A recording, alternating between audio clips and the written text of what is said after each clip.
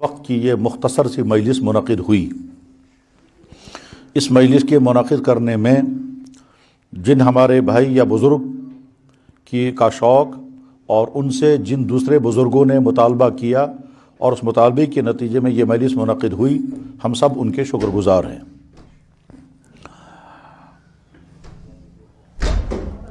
دنیا میں گیدرنگیں مختلف قسم کی ہوتی ہیں. کہیں گیدرنگ ہوتی ہے شادی کا فنکشن ہے، کہیں گیدرنگ ہوتی ہے خدا نخواستہ کسی کی وفات ہو گئی تو تعزیت ہوتی ہے. ایک گیدرنگ وہ بھی ہوتی ہے جس میں ہم کو جنازہ پڑھنا ہوتا ہے. کہیں کھیل ہوتا ہے، وہاں بہت سارے نوجوان لڑکے جمع ہوتے ہیں، کھیلتے ہیں فیلڈ کے اندر. کہیں کوئی دوسرے موضوعات کے جلسے ہوتے ہیں، وہاں بھی لوگ جمع ہوتے ہیں. کہیں کوئی حادثہ ہوتا ہے، وہاں بھی لوگ جمع ہو جاتے ہیں. تو لوگوں کا جمع ہونا مختلف مقاصد کے لیے ہوا کرتا ہے، اور بہت دفعہ جمع ہونا جرموں کے لیے ہوتا ہے، اور انسان اس کو جرم سمجھتا بھی نہیں ہے. ایسا بھی ہوتا ہے کہ لوگ جمع ہو رہے ہیں جرائم کا ارتکاب کرنے کے لیے، مگر وہ اس کو جرائم نہیں سمجھتے ہیں، وہ اس کو انٹرٹینمنٹ سمجھتے ہیں، کہتے ہیں تفریحات. کرسمس کے دنوں میں حضرت عیسیٰ علیہ السلام کے نام مبارک پر حضرت مریم علیہ السلام جیسی پاکیزہ خاتون جس کو کسی مرد نے کبھی ٹچ نہیں کیا، اور حضرت عیسیٰ علیہ السلام جیسی پاکیزہ شخصیت جنہوں نے کبھی کسی عورت کو ٹچ نہیں کیا، ان کے نام پر لوگ جمع ہوتے ہیں کرسمس کے دن اور دنیا کے سارے گندے کام کرتے ہیں. اور صرف وہی نہیں جو اپنے آپ کو کرسچن کہتے ہیں، اس میں بعض دفعہ بہت نادان مسلمان بھی ہوتے ہیں، اور ان کو دراصل وہی جرائم کرنے ہوتے ہیں جن کو وہ سمجھتے ہیں تفریح کرنا، یہ ہمارا حق ہے، اور جرائم کرنے کے لیے بھی لوگ جمع ہوتے ہیں. آج ہی صبح مجھے ایک بھائی نے بتایا کہ ایک گھر میں دو میاں بیوی یا دو میں سے ایک بوڑھا انسان یا بوڑھی عورت کووڈ کا شکار ہے، اور اس کا بیٹا باہر کے ملک میں چلا گیا نیو ایئر فنکشن منانے کے لیے. آج صبح مجھے کہتا ہے جس انسان کے گھر میں کووڈ پیشنٹ ہے، بڑھیا ماں، اس کے بیٹے کو کیا سوجھی کہ میں نیو ایئر منانے کے لیے باہر جاؤں گا.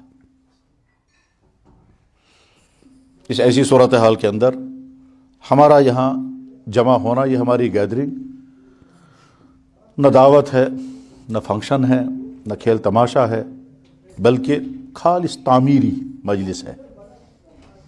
تعمیر و تطہیر،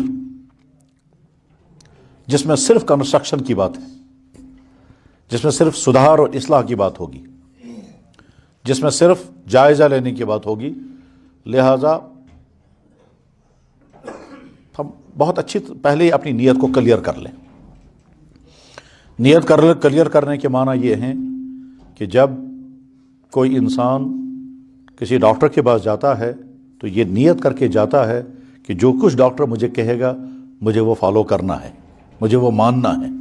وہ دوائی کھانے کو کہے گا تو دوائی کھاؤں گا، پرہیز بتائے گا تو پرہیز کروں گا، ٹیسٹ کرنے کو کہے گا تو ٹیسٹ کروں گا، ایڈمٹ ہونے کو کہے گا تو وہ بھی کروں گا، اور اگر کسی دوسرے ہسپتال میں جانے کو کہے گا تو وہ بھی کروں گا، اور اگر کسی اور ڈاکٹر کو کہے گا تو وہ بھی، اور اگر اس نے کہا 2 دن آپ کو فاقہ رکھنا ہے تاکہ آپ کا سٹی سکین کرنا پڑے تو وہ فاقہ بھی کر لوں گا، کپڑے چینج کرنے ہوں گے تو وہ بھی کروں گا. وہاں انسان مکمل سرنڈر کرتا ہے اپنے ڈاکٹر کے سامنے. ایسا بھی ہو سکتا ہے کہ پیشنٹ ڈاکٹر کا ٹیچر رہا ہے اور ڈاکٹر اس کا اسٹوڈنٹ رہا ہے، مگر اس وقت یہ اس کا پیشنٹ ہے تو اس کو اپنی گردن نیچے رکھنی ہے. ڈاکٹر صاحب جو کچھ آپ کہیں گے مجھے وہ کرنا ہے. وہاں یہ نہیں سوچے گا کہ میں تو اس کا ٹیچر رہا ہوں، مجھے فالو کرنا ہے یا اس کو فالو کرنا ہے، گائیڈ مجھے کرنا چاہیے اس کو کرنا چاہیے. تو وہ بھی سمجھتا ہے کہ میں ٹیچر تھا کلاس روم میں، یہاں تو یہی میرا گائیڈ ہے، جو کچھ مجھے کہے گا مجھے کرنا ہے. اور اگر ڈاکٹر کوئی ایسی بات کہتا ہے جو عقل کے خلاف اس وقت بھی پیشنٹ یہ کہے گا مجھے وہی بات ماننی ہے جو ڈاکٹر کہے گا، چاہے میری عقل کے خلاف ہی کیوں نہ ہو۔ ایسا ہو سکتا ہے کہ ایک بات ہماری عقل کے خلاف ہے مگر میڈیکل کے مطابق وہی کرنا ہے۔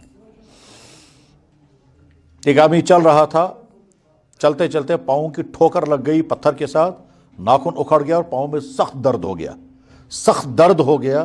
یہ ڈاکٹر کے پاس گیا تو ڈاکٹر کہتا ہے اتنا تمہیں سخت درد ہو رہا ہے، میں پین کلر انجیکشن کرتا ہوں اور وہ رگ میں کروں گا یا مس میں کروں گا۔ ہماری عقل کہتی ہے درد مجھے انگوٹھے میں ہے تو انجیکشن وہیں کرنا چاہیے۔ ڈاکٹر کہے گا آپ کی عقل وہی کہتی ہے، ہمارا میڈیکل یہ کہتا ہے۔ آپ کو اپنی عقل کی بات نہیں کرنی، ہماری میڈیکل کی بات ماننی ہے۔ وہی اب میں کہوں گا صاحب مجھے سمجھائیے پہلے، درد تو ہے میرے انگوٹھے میں، تو انجیکشن سے درد ختم ہوگا تو درد جہاں ہے وہیں انجیکشن ہونا چاہیے تاکہ وہیں درد قابو ہو جائے۔ آپ یہاں کر رہے ہیں، یہاں کا وہاں کا کنیکشن ہی نہیں ہے۔ وہ کہے گا کنیکشن ہے، سارا میڈیکل یہی بتاتا ہے، آپ اپنا فلسفہ، آپ اپنی عقل کے تجربات وہیں رکھو، آپ وہ کرو جو میں کہہ رہا ہوں۔ تو انسان وہاں وہی کرے گا جو ڈاکٹر کہتا ہے۔ اب ڈاکٹر پرہیز کرنے کو کہے گا تو انسان پرہیز بھی کرے گا۔ بس ٹھیک اسی طرح سے جب بھی انسان کسی ایسی مجلس میں پہنچے جہاں دین کی بات ہو، اصلاح کی بات ہو، تعمیر کی بات ہو، تطہیر کی بات ہو، تو وہاں بولنے والے کو بھی اپنی نیت ٹھیک اچھی کرنی چاہیے کہ میں بہتر سے بہتر باتیں، مفید سے مفید باتیں بہت پیارے انداز میں، میٹھے لہجے کے ساتھ اپنے بھائیوں تک پہنچاؤں گا، اور سننے والے جو ہیں وہ بھی اس جذبے کے ساتھ سنیں کہ اگر اس میں کوئی ہمارے کام کی چیز ہے تو ہم وہ سنیں گے، اور اگر فالو کرنے کی بات ہوئی تو فالو کریں گے، اور اگر یہ ایسی چیز بتا رہا ہے جس سے ہمیں بچنا چاہیے اور ہم بچے ہوئے ہیں تو بہت اچھی بات ہے، اور اگر ہم بچے ہوئے نہیں ہیں تو یہ چونکہ بتا رہا ہے تو ہمیں بچنا چاہیے اس سے۔ اس جذبے کے ساتھ آدمی جب سنتا ہے تو اس کا فائدہ ضرور ہوتا ہے۔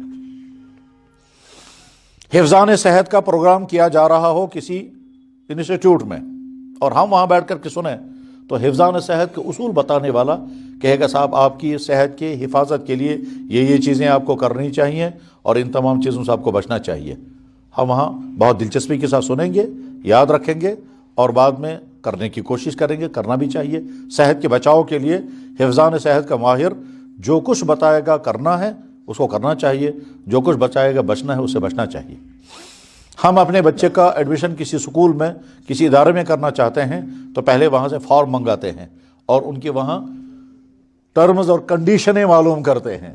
وہاں جو لکھا جاتا ہے کہ صاحب آپ یہ سرٹیفکیٹس لائیں گے، یہ ڈاکومنٹس لائیں گے، اس طرح سے ٹائمنگ کے پاس آئیں گے، اور آپ جب اندر آئیں گے تو اب یہ چیزیں آپ کو نہیں کرنی ہیں، وہ تمام چیزوں فالو کر کے ہم اندر جائیں گے، کیونکہ بچے کا ایڈمیشن کرانا ہے۔ اسی طرح سے کہیں ملازمت لینی ہو اور وہاں انٹرویو دینا ہو تو انٹرویو دینے کے لیے جو بھی انہوں نے فارم میں کنڈیشنیں لکھی ہوں گی وہ ساری کنڈیشنیں پوری کر کے پھر جائیں گے۔ بس ٹھیک اسی طرح سے کہ جو کچھ بتایا جا رہا ہو وہ فائدے کی چیز اگر ہے تو بہت اچھی یاد رکھنی چاہیے، اور عمل کرنے کی چیز ہے یا بچنے کی چیز ہے عمل کرنا چاہیے۔ یاد رکھیں کبھی تو بتانے والا بتاتا ہے یہ چیزیں کرنے کی ہیں، اور کبھی بتانے والا بتاتا ہے یہ چیزیں بچنے کی ہیں، یعنی بچنے کی چیزیں بتائے گا یا کرنے کی چیزیں بتائے گا۔ اس کو ہم اسلامی ٹرموں میں کہتے ہیں یا تو وہ فرائض بتائے گا یا محرمات بتائے گا۔ فرائض کا مطلب ہم مسلمان ہیں، اللہ کو اپنا اللہ مانتے ہیں، اللہ کے نبی کو اپنا نبی مانتے ہیں، انہوں نے جو چیز ہم پر لازم کی ہیں وہ فرض ہیں، وہ یہ ہیں۔ اور ہم مسلمان ہیں، اللہ کو اپنا اللہ مانتے ہیں، اللہ کے نبی کو اپنا نبی مانتے ہیں، انہوں نے جو چیزیں بیان کر دی ہیں حرام وہ یہ ہے۔ تو بیان کرنے والا یا تو فرائض بولے گا اور یا پھر بیان کرنے والا یا تو بیان شدہ چیزیں، حرام چیزیں بولے گا۔ سننے والے کو چاہیے، بولنے والے کو بھی چاہیے اور سننے والے کو بھی چاہیے کہ وہ جن فرائض کو بول رہا ہے اپنا جائزہ بھی لیتا رہے کہ میں اس پر عمل کر بھی رہا ہوں یا نہیں، اور جن چیزوں کو وہ حرام بول رہا ہے ان چیزوں کو بھی دیکھے کہ وہ اس پر خود بچا ہوا ہے یا نہیں۔ اگر بچا ہوا ہے تو بہت اچھا، اور اگر بچا ہوا نہیں ہے، کوتاہی ہو رہی ہے تو آگے بچنے کی کوشش کرے گا۔ اگر جذبہ یہ ہوتا ہے سننے کے تو فائدہ بھی ہوتا ہے۔ اس تمہیدی گفتگو کے بعد میں اصل موضوع شروع کرتا ہوں۔ ظاہر ہے انسان کو جب کہیں گفتگو کرنی ہوتی ہے تو انسان سوچتا ہے کہ میں کس ٹاپک پر گفتگو کروں گا۔ ہمارے محترم انہوں نے ڈار صاحب نے جنہوں نے یہ مجلس ارینج کی ہے، انہوں نے مجھ سے فرمایا کہ ہم اپنے علاقے کے کچھ انٹلیکچوئلز اپنے علاقے کے کچھ پڑھے لکھے حضرات ان کو جمع کریں گے اور بہت مختصر سی مجلس ہوگی، اس میں آپ کچھ گفتگو کریں، تو ظاہر ہے جب اس طرح کی بات کہی جائے تو آدمی سوچے گا کہ مجھے پڑھے لکھے انسانوں کے سامنے کون سا ٹاپک لانا چاہیے۔ بولنے والے کو مختلف میدانوں میں بولنے کی ضرورت پیش آتی ہے، کبھی بالکل سیدھے سادے عوام ہوتے ہیں، کبھی نوجوان لڑکے ہوتے ہیں، کبھی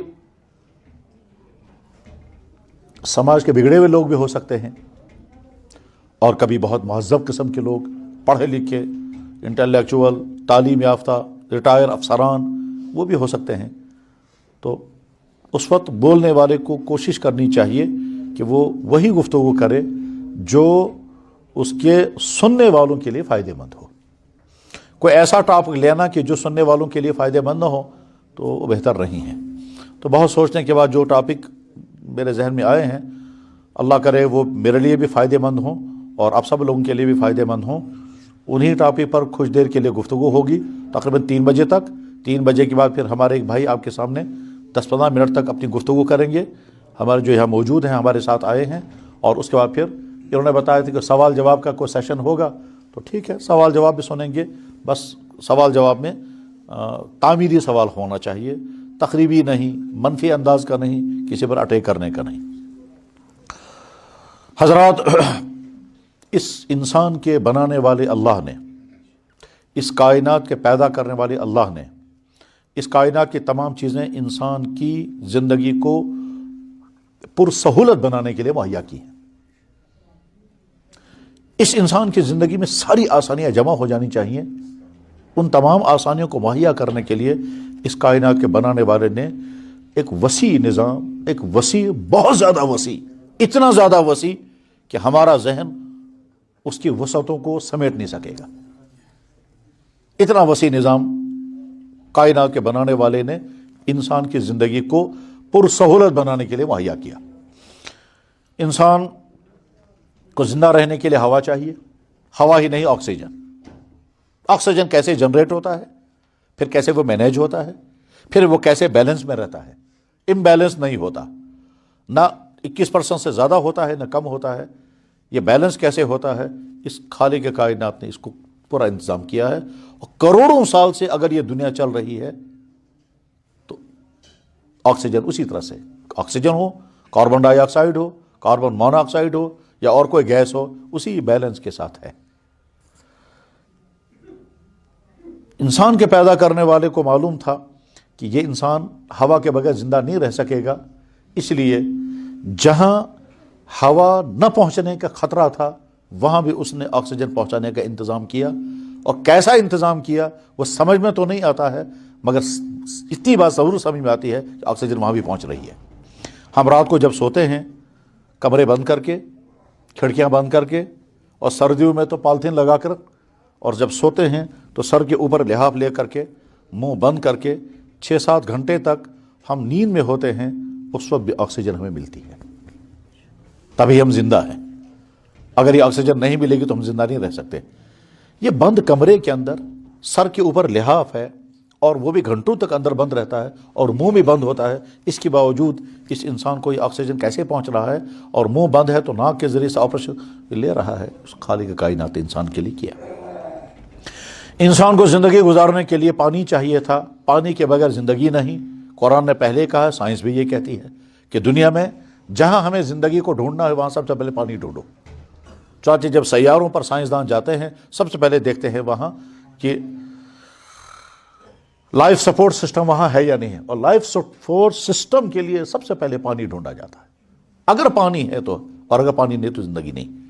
قرآن نے بھی کہا وَجَعَلْنَا مِنَ الْمَاءِ كُلَّ شَيْءٍ حَيٍّ، ہر چیز کی زندگی پانی کے سہارے ہے، اور یہ پانی اس کائنات کے بنانے والے نے اتنی ترتیب کے ساتھ پیدا بھی کرتے ہیں، مینیج بھی کرتے ہیں، اتارتے بھی ہیں، سٹاک بھی کرتے ہیں، فریش بھی کرتے ہیں، پھر واپس انسانوں تک پہنچا دیتے ہیں۔ اس کا ٹیسٹ بھی باقی رکھا جاتا ہے۔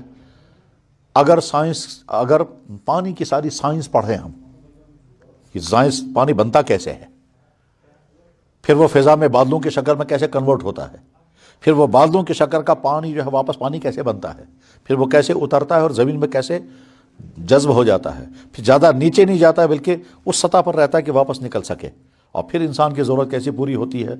پیاس کی ضرورت بھی اس سے بجھتی ہے، زمین بھی اسی سے سیراب ہوتی ہے، جانور بھی اسی سے سیراب ہوتے ہیں، ہمارے جسموں کے اور کپڑوں کی صفائی بھی اسی سے ہوتی ہے. ایک ہی پانی یہ سارے کام کرتا ہے. اسی طرح سے انسان کو زندہ رہنے کے لیے غذاؤں کی ضرورت تھی کہ اللہ نے اس انسان کے لیے اس کی باڈی کی ضرورت کے مطابق غذائیں مہیا کی، اور باڈی کو جن جن چیزوں کی ضرورت تھی وہ سارے منرلز وہ ساری اس غذا میں رکھی. انسان کی باڈی کو جن جن وٹامن کی ضرورت ہے غذاؤں میں وہ سارا رکھا. انسان کی باڈی کو پروٹین چاہیے، انسان کی باڈی کو کیلشیم چاہیے، انسان کی باڈی کو میگنیشیم چاہیے، انسان کی باڈی کو مختلف قسم کے وٹامنز چاہیے، وہ تمام ان غذاؤں میں رکھے ہیں. دودھ میں، گوشت میں، انڈوں میں، سبزیوں میں، فروٹس میں، ڈرائی فروٹس میں، حتیٰ کہ دھوپ میں وٹامن ڈی ہے. یہ سارا اس کھاد کارن ہے تاکہ انسان کی ضرورت پوری ہو جائے. ہوا کا انتظام بھی کیا، پانی کا انتظام کیا، غذاؤں کا انتظام کیا. اس انسان کو آرام چاہیے تھا، اس آرام کے لیے نیند کا پورا سسٹم کھڑا کیا. کاش ہم نیند کی پوری سائنس کو پڑھیں تو عقل حیران ہو جاتی ہے کہ انسان یہ سوتا کیسے ہے. اس سونے کی وجہ سے اس کے بدن کے اندر کی جو ٹوٹ پھوٹ ہوا ہے 12 گھنٹے تک کام کرتے ہوئے، سونے کے بعد یہ واپس کیسے جسم آ جاتا ہے، اور اگلی صبح ہم اٹھتے ہیں تو بالکل فریش، اور کوئی اب باڈی میں کوئی کمزوری نہیں رہی ہے، سب ٹھیک ہوتے ہیں. نیند ہمارے جسم کے اس تھکان کو کیسے ختم کر دیتا ہے، اور اس کے بعد پھر اگلے دن ہم صبح اٹھ جاتے ہیں. یہ اور نیند لانے کے لیے اس خالق کائنات نے انسان کے لیے کیا کیا کیا. بس غرض یہ ٹاپک ختم ہو رہا ہے کہ اس انسان کی ضرورت کے لیے انسان پیدا کرنے والے نے سب کچھ دیا باہر، اور اندر جو کچھ اس انسان کو چاہیے تھا وہ سارا مہیا کر دیا. یاد رکھنے کے لیے میموری سسٹم، سوچنے کے لیے دماغ، دیکھنے کے لیے آنکھیں، سننے کے لیے کان، چلنے کے لیے پاؤں، کام کے لیے ہاتھ، غذاؤں کا مزہ اٹھانے کے لیے ٹیسٹ. چاچ میں نے کتابیں پڑھا کہ یہ زبان ایک جگہ پڑھا 40,000 ٹیسٹ ریکارڈ کر سکتی ہے، اور ایک جگہ پڑھا کہ نہیں 10 لاکھ ٹیسٹ ریکارڈ کر سکتی ہے. تو غذاؤں میں ٹیسٹ رکھا اور زبان میں ٹیسٹ لینے کی طاقت رکھی.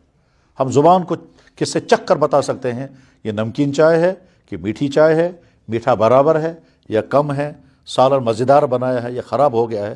یہ سارا زبان پر اس خالق کا کائنات رکھا. اس باڈی کے اندر جتنا جو کچھ ہونا چاہیے تھا وہ سارا اس نے دیا، بلکہ بے شمار چیزیں وہ ہیں جن کی طرف ہمارا ذہن نہیں جاتا ہے، اور وہ بھی اس خدا نے ہم کو دی ہے. پڑھے لکھے حضرات سمجھ سکتے ہیں کہ ڈائجسٹو سسٹم کے لیے ضروری تھا وہ غذا پہلے چبائی جائے. اس چبانے کے لیے دانت چاہیے، تو اللہ نے دانت دیے. ڈائجسٹو سسٹم کے لیے ضروری ہے کہ اس غذا کے ساتھ لعاب شامل ہو. ٹھیک، اللہ نے منہ کے اندر 6 چشمے رکھے ہیں، 6 جگہ سے لعاب پیدا ہوتا ہے، جس میں زبان کے نیچے 2 جگہ، اسی سے تھوک پیدا ہوتا ہے. جس تھوک کو ہم پھینک دیتے ہیں یہ تھوک اللہ کی قدرتوں کی نشانی ہے. اگر تھوک پیدا ہونا بند ہو جائے تو انسان لقمہ نیچے اتار ہی نہیں سکتا. وہ تھوک ہی کی وجہ سے انسان لقمہ اتارتا ہے. یہ تھوک ایک طرف سے لقمے کو نیچے اتارنے میں مدد دیتا ہے، دوسری طرف سے یہ تھوک اس غذا کو ہضم کرنے میں مدد دیتا ہے. ٹھیک ہے، اتنا ہی نہیں، ہمیں غذا چبانی ہے. اس چبانے کے لیے ایک بہت اہم ترین پروسیس چاہیے، وہ یہ کہ جب ہم نے لقمہ دانتوں کے نیچے رکھا اور یہ دانت اس کو چبا رہے ہیں، چاہے وہ گوشت کا پیس ہے، چاہے وہ چکن کا پیس ہے، چاہے وہ پھل ہے، ہم نے سیب کا ٹکڑا منہ میں ڈالا اور ہم اسے چبا رہے ہیں، یہ ایک ہی جگہ چبایا جائے گا جب تک اس کو گھمائیں گے نہیں. ہم نے سیب کا پیس منہ میں رکھا، یہ ایک ہی جگہ چبایا جائے گا، اس کو گھمانا ضروری ہے، تب وہ سارا پس جائے گا، تب وہ سارا کرش ہو جائے گا. اس گھمانے کے لیے اللہ نے سسٹم کیا پیدا کیا؟ زبان اس کو گھماتی چکر دیتی رہتی ہے. یعنی اگر میں سادہ لفظوں میں کہوں گا تو میں یوں کہوں گا کہ جب ہم اپنے گھروں میں چوٹ بناتے ہیں، چوٹ چٹنی، اور سل پر پتھر پر اس کو کوٹتے ہیں تو وہ بکھر جاتا ہے، اس کے بعد پھر اس کو جمع کرتے ہیں، پھر کوٹتے ہیں، پھر وہ بکھر جاتا ہے، پھر وہ جمع کرتے ہیں، پھر کوٹتے ہیں، تب وہ ساری چٹنی پس جاتی ہے، ورنہ کچھ پس جائے گی، کچھ کچی رہ جائے گی، کچھ ثابت رہ جائے گی، وہ بنے گا نہیں۔ آج تو گرائنڈر ہوتا ہے، گرائنڈر میں سارا ڈال دیتے ہیں تو وہ، لیکن گرائنڈر میں پیستا ہے، لگ کو گھماتا رہتا ہے۔ اب دیکھیے اللہ نے زبان کو ہماری ٹریننگ کے بغیر ایسا بنایا کہ یہ زبان لقمے کو منہ میں گھماتی رہتی ہے اور دانت جو ہے وہ پیستے رہتے ہیں، اور مزید کمال زبان کا یہ ہے کہ زبان خود دانتوں کے نیچے نہیں آتی۔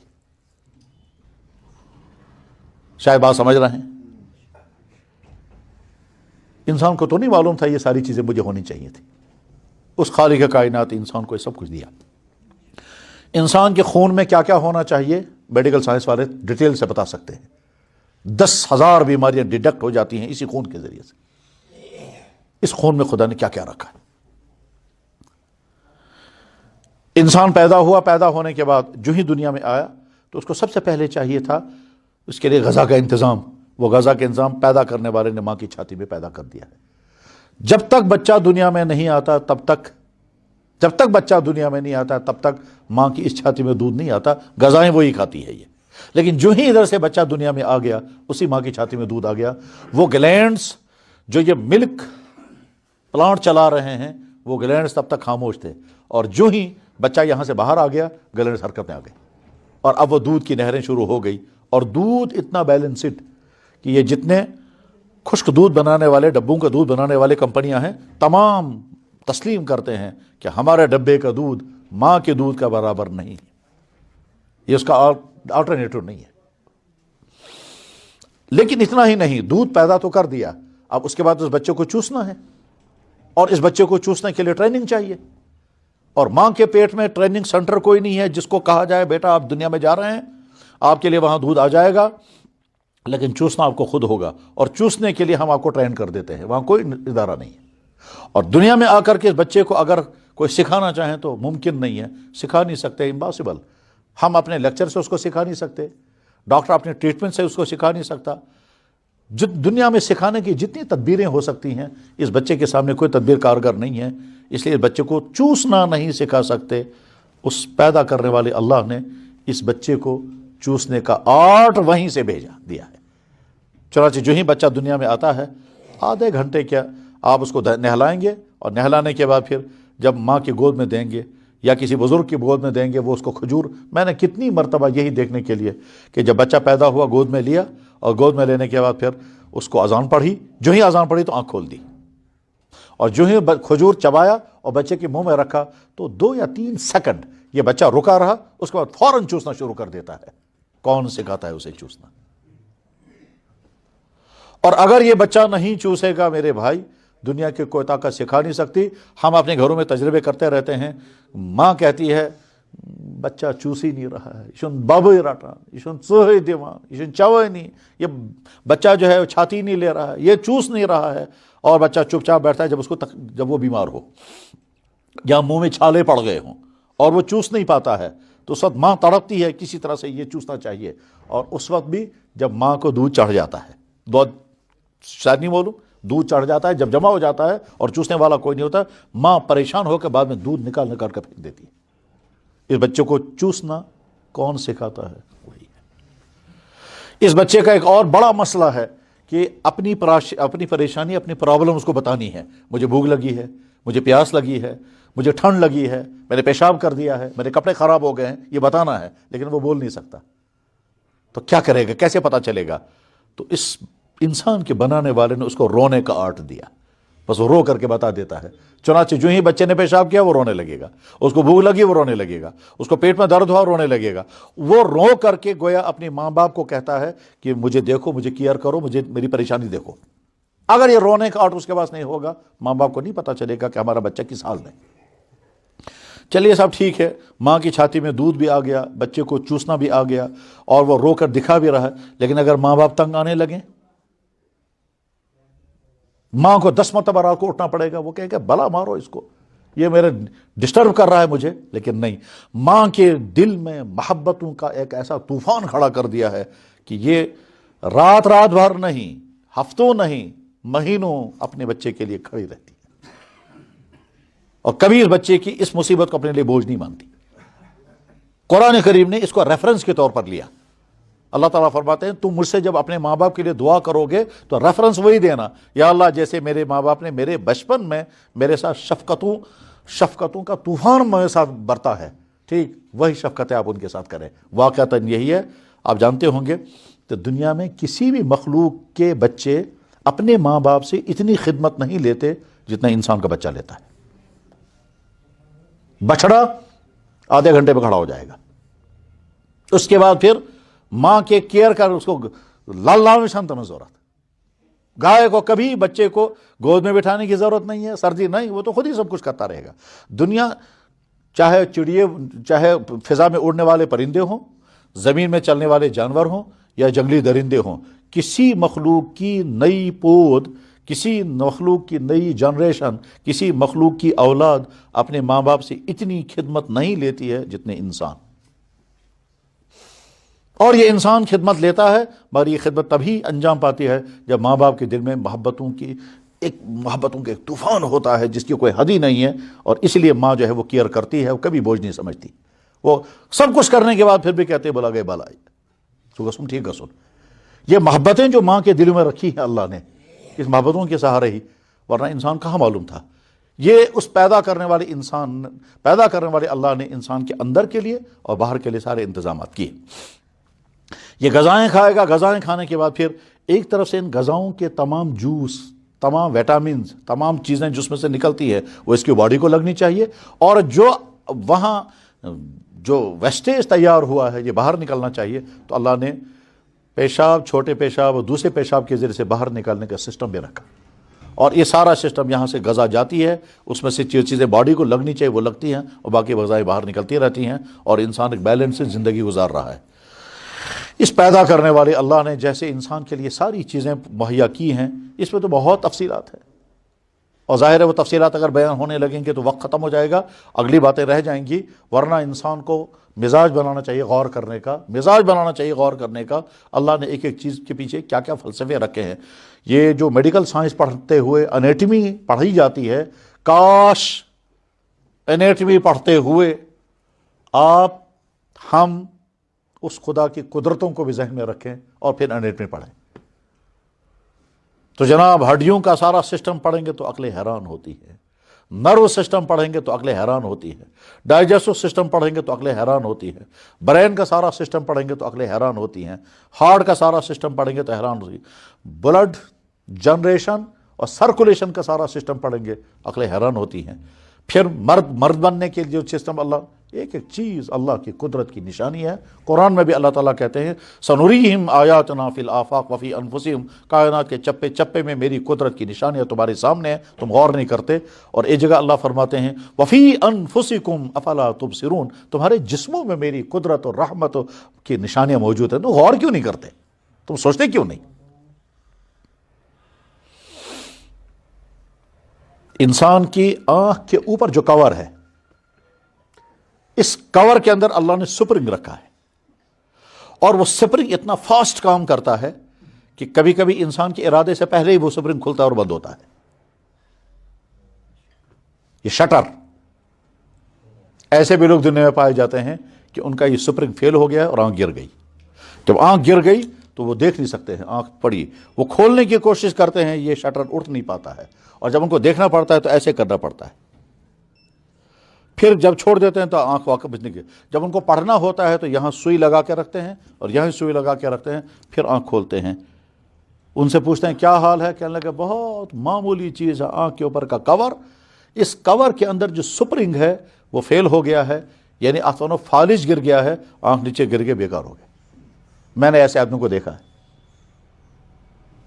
ایک بہت پڑھے لکھے انسان، ایک کالج کے پرنسپل تھے، ریٹائر ہیں آج کل، ابھی زندہ ہیں، ان کی حالت بیچاروں کی یہی ہے، کہنے لگے میں نے 50 ہزار روپے کے انجیکشن کرائے تاکہ یہ سپرنگ واپس آ جائے، لیکن نہیں آتا ہے۔ انسان کی باڈی اللہ کی قدرتوں کا شاہکار ہے۔ اس انسان کی باڈی میں اللہ تعالیٰ شانہ نے کیا کیا ہے؟ سیکھنے کے ذرائع پیدا کیے، سیکھنے کے ذرائع پیدا کیے۔ چنانچہ آنکھ کے ذریعے ہم بہت کچھ سیکھتے ہیں۔ کیا سیکھتے ہیں؟ جو چیز دیکھنے کی ہے وہ آنکھ سے دیکھ کر کے معلوم کر لیتے ہیں۔ کان کے ذریعے ہم بہت کچھ سیکھتے ہیں۔ کیا سیکھتے ہیں؟ جو سننے کی چیز ہے وہ کان سے سنتے ہیں تو سمجھ جاتے ہیں۔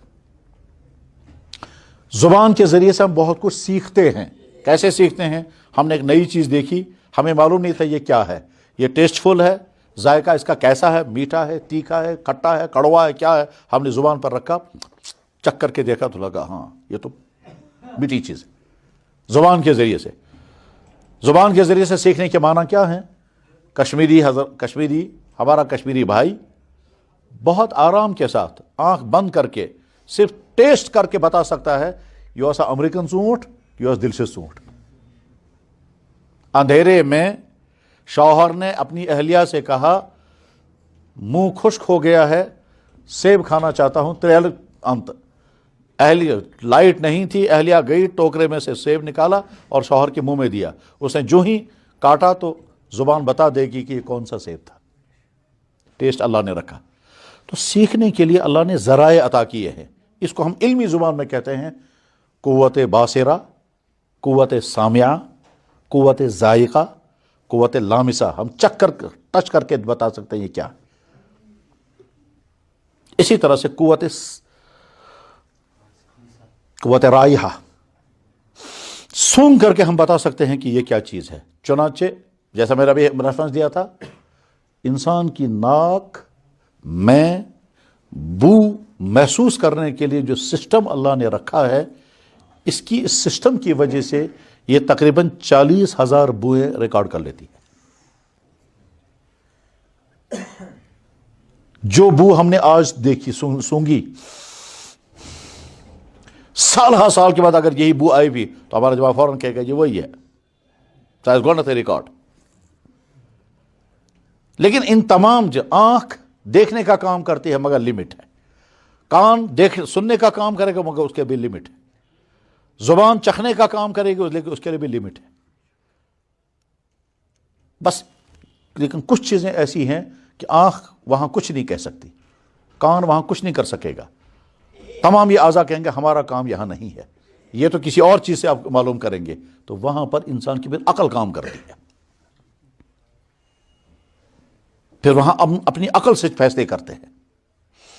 میں آسان لفظوں میں سمجھانے کے لیے عرض کروں گا، ہم یہ دیکھنا چاہتے ہیں کہ یہ پلر کیسا ہے تو ہماری آنکھ بتائے گی کہ اس کا کلر کیسا ہے۔ ہم یہ جاننا چاہتے ہیں یہ گرم ہے یا سرد ہے تو ٹچ کر کے دیکھیں گے تو پتہ چلے گا یہ۔ اب ہم اپنی آنکھ سے پوچھتے ہیں یہ بتائیے یہ پلر خود بنا ہے یا کسی نے بنایا، تو آنکھ کہے کہ میرا کام دیکھنا ہے، آپ کے سوال کا جواب میرا کام نہیں ہے۔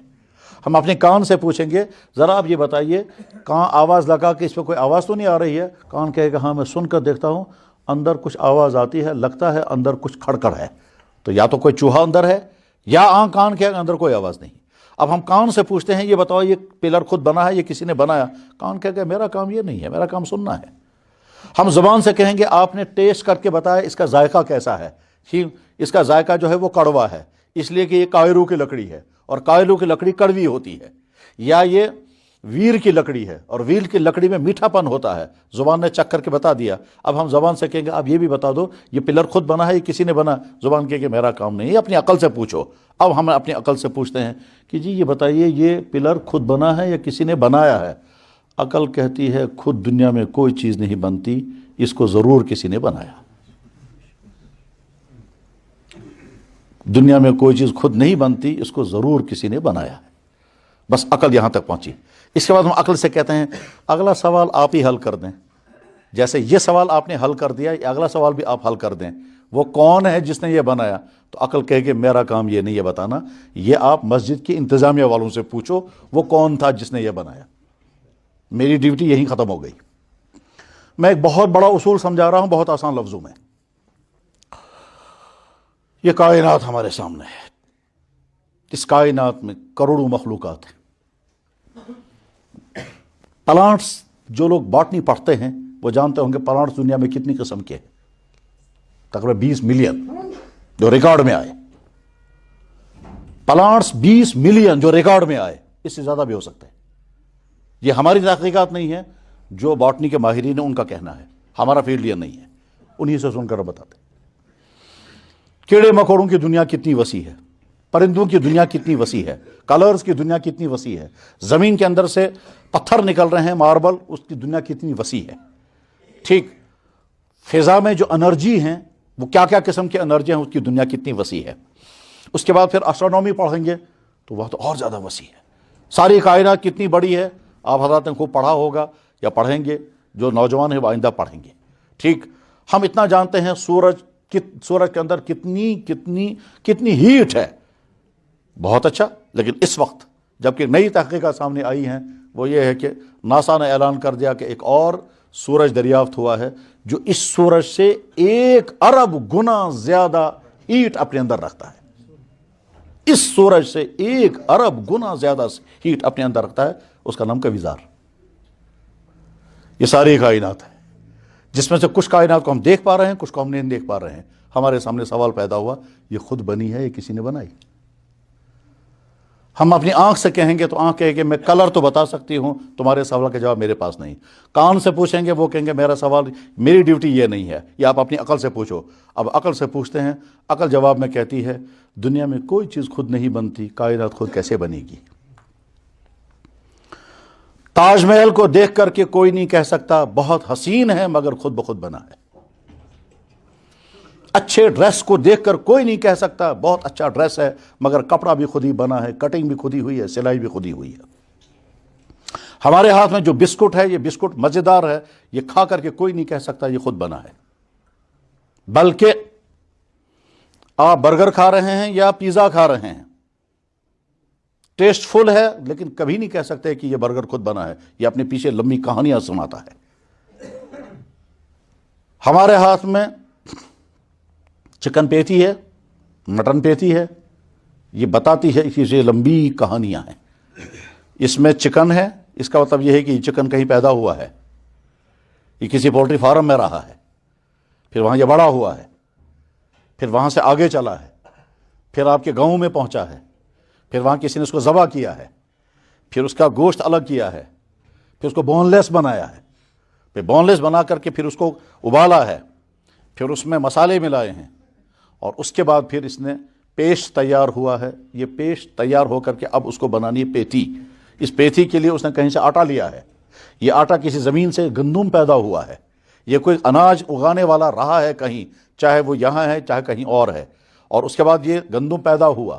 پیدا کرنے کے لیے اس نے پورا زمینداری کا سسٹم چلایا ہوگا، چاہے بیل لگائے ہوں گے چاہے ٹریکٹر لگایا ہوگا۔